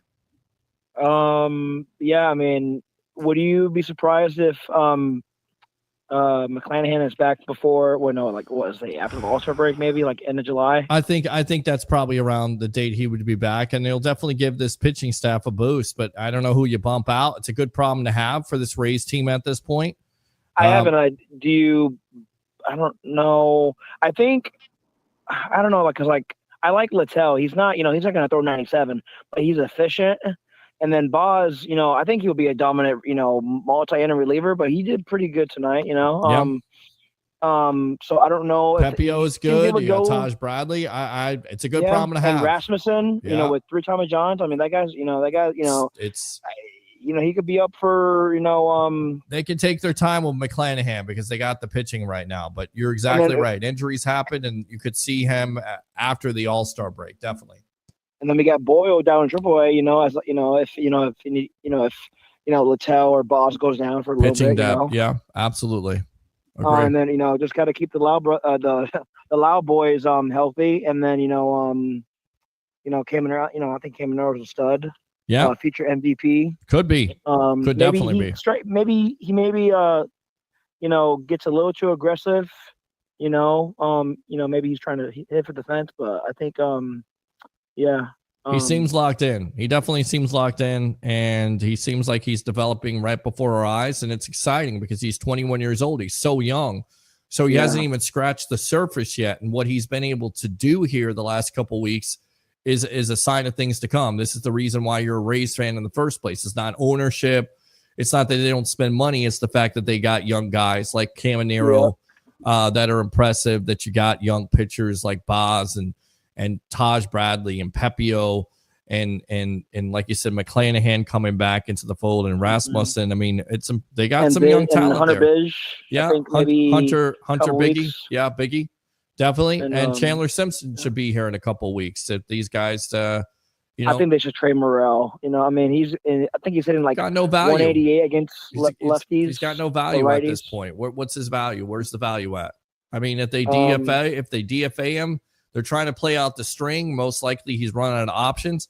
Somebody will pick him up, but I just don't think he's got any value at this point. And they're going to try to increase that value with playing him. I get it. I understand it. I think it's a detriment to the team, but I do understand where they're coming from with that.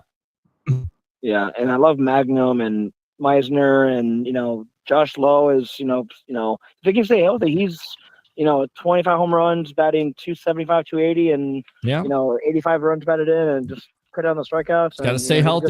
Got to stay healthy. Yeah. But the sky's the limit for that kid too. He can do it all. It's a 5-tool player, definitely. I just want to thanks for the support, Peter. Hey man, appreciate you. I hope you're doing good. You doing good? You hanging in there? Yeah, my other half is not doing. But just take it day by day. You can only make yourself, but you can't force yourself to be better. You just gotta. Well, we can always be in a mindset where we just think positive. And that's it. Yeah. We're always here for you, Eric. You know that, right? All right, thank you guys. Appreciate man. you guys. Appreciate you, bro. Yeah, lots of people going through stuff tonight. We had Frankie on before he's going through his MS. He had Curtis. He was saying he almost died, and he got Eric going through things. But we're here for you. This is what we do here on the Sports Web. We take your mind off of the daily rigors of what's going on in life, hopefully. I work with a kid right now. He's 24 years old, Peter. Kid I just started working with, he's a nervous wreck because his lymph nodes in his chest are all swollen. They found a little tumor in his chest at 24 years old. Jeez. Yeah. That's tough. That's tough. I just tell people, no matter what the situation is, you just got to think positive because the more you stress out about things, the worse things get. And you know what? There's always somebody out there like my son. He's only 7, but he was complaining about something. And I said, you know what, Cody? And I was a little graphic about something. He was complaining about, I forgot what it was. I said, you know what? You could be in another country right now. You could have your limbs blown off like another kid. And he got quiet because he knows what I'm talking about. So that's why I always say it could always be worse. You just got to make the best of what you got. And it's very difficult in this day and time. And I'm not trying to get political or anything like that, but it's very difficult in this day and time to, be happy about certain things. But you know what? You just gotta think positive. That's it. Like negativity is the devil, if you will. Like, you hear those things about, doubt and all that. That's the devil, man. Just positivity. That's it. All right. I wouldn't step foot in the Trop because of the water damage and the black mold and the smell. We'll see how that all plays out because there's a lot of money that needs to go into that. I don't know what's going to happen with that situation. It's crazy in itself. Why are we making a big deal that R-Truth was released? It's not like he's Roman Reigns because he's been with the business for 17 years. Yeah. Listen. Not to cut you off, Peter. I'm sorry, but I was thinking about this for the past couple of days. Go for it. You know what's crazy? Here's my thing. Thank you for the full screen because I'm talking on the phone and I can't do the show, like produce the show. Listen, everybody is complaining that R-Truth got released, right? But yet those are the same people complaining that he was on the Saturday night main event. So a lot of people are complaining that he wasted a slot on Saturday night. Oh, that could have been this person. That could have been that person. But now that he got released, this isn't fair. He got released. Well, how come nobody was excited when he was on the main event with John Cena? Well, the reason why, and this was talked about, the reason why he was in the main event with John Cena in the first place is because Cena wanted him there, because there was a rumor out there that John Cena got wind that his friend R-Truth was going to be released. In fact, this was. I'm talking about I'm talking about the fans. The fans were like upset that Yeah, why is it fans our are- truth? Fans are fickle, man. You know how this. Yeah, man. It's just like, wait a minute, hold on a second. Now that he got released, now all of a sudden, oh my God, this is a travesty. Man, stop. Well, yeah, I get it. I get Listen, it. you want guys like Miro, you want guys like Aleister Black, you want Mariah May, you want these people. Unfortunately, some people have to get let go. That's just how it Can't is pay- sometimes. You can't pay everybody. Nope. You can't pay everybody. You're right. You're exactly right. Let's see. Oilers, Panthers going into 3-3 overtime. Rays win. Absolutely. I figured it was Boggs. No, 2 players in history.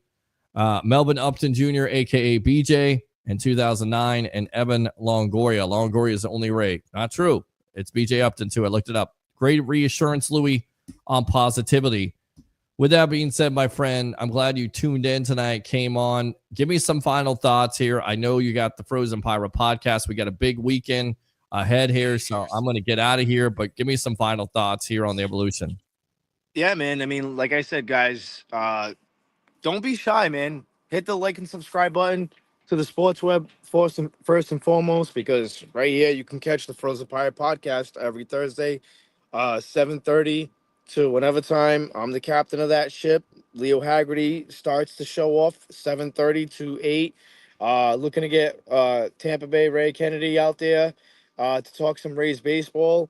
And whoever else wants to join the show, man, like I said, it's an open mic. It's an open forum to anybody. I'm willing to debate with anybody.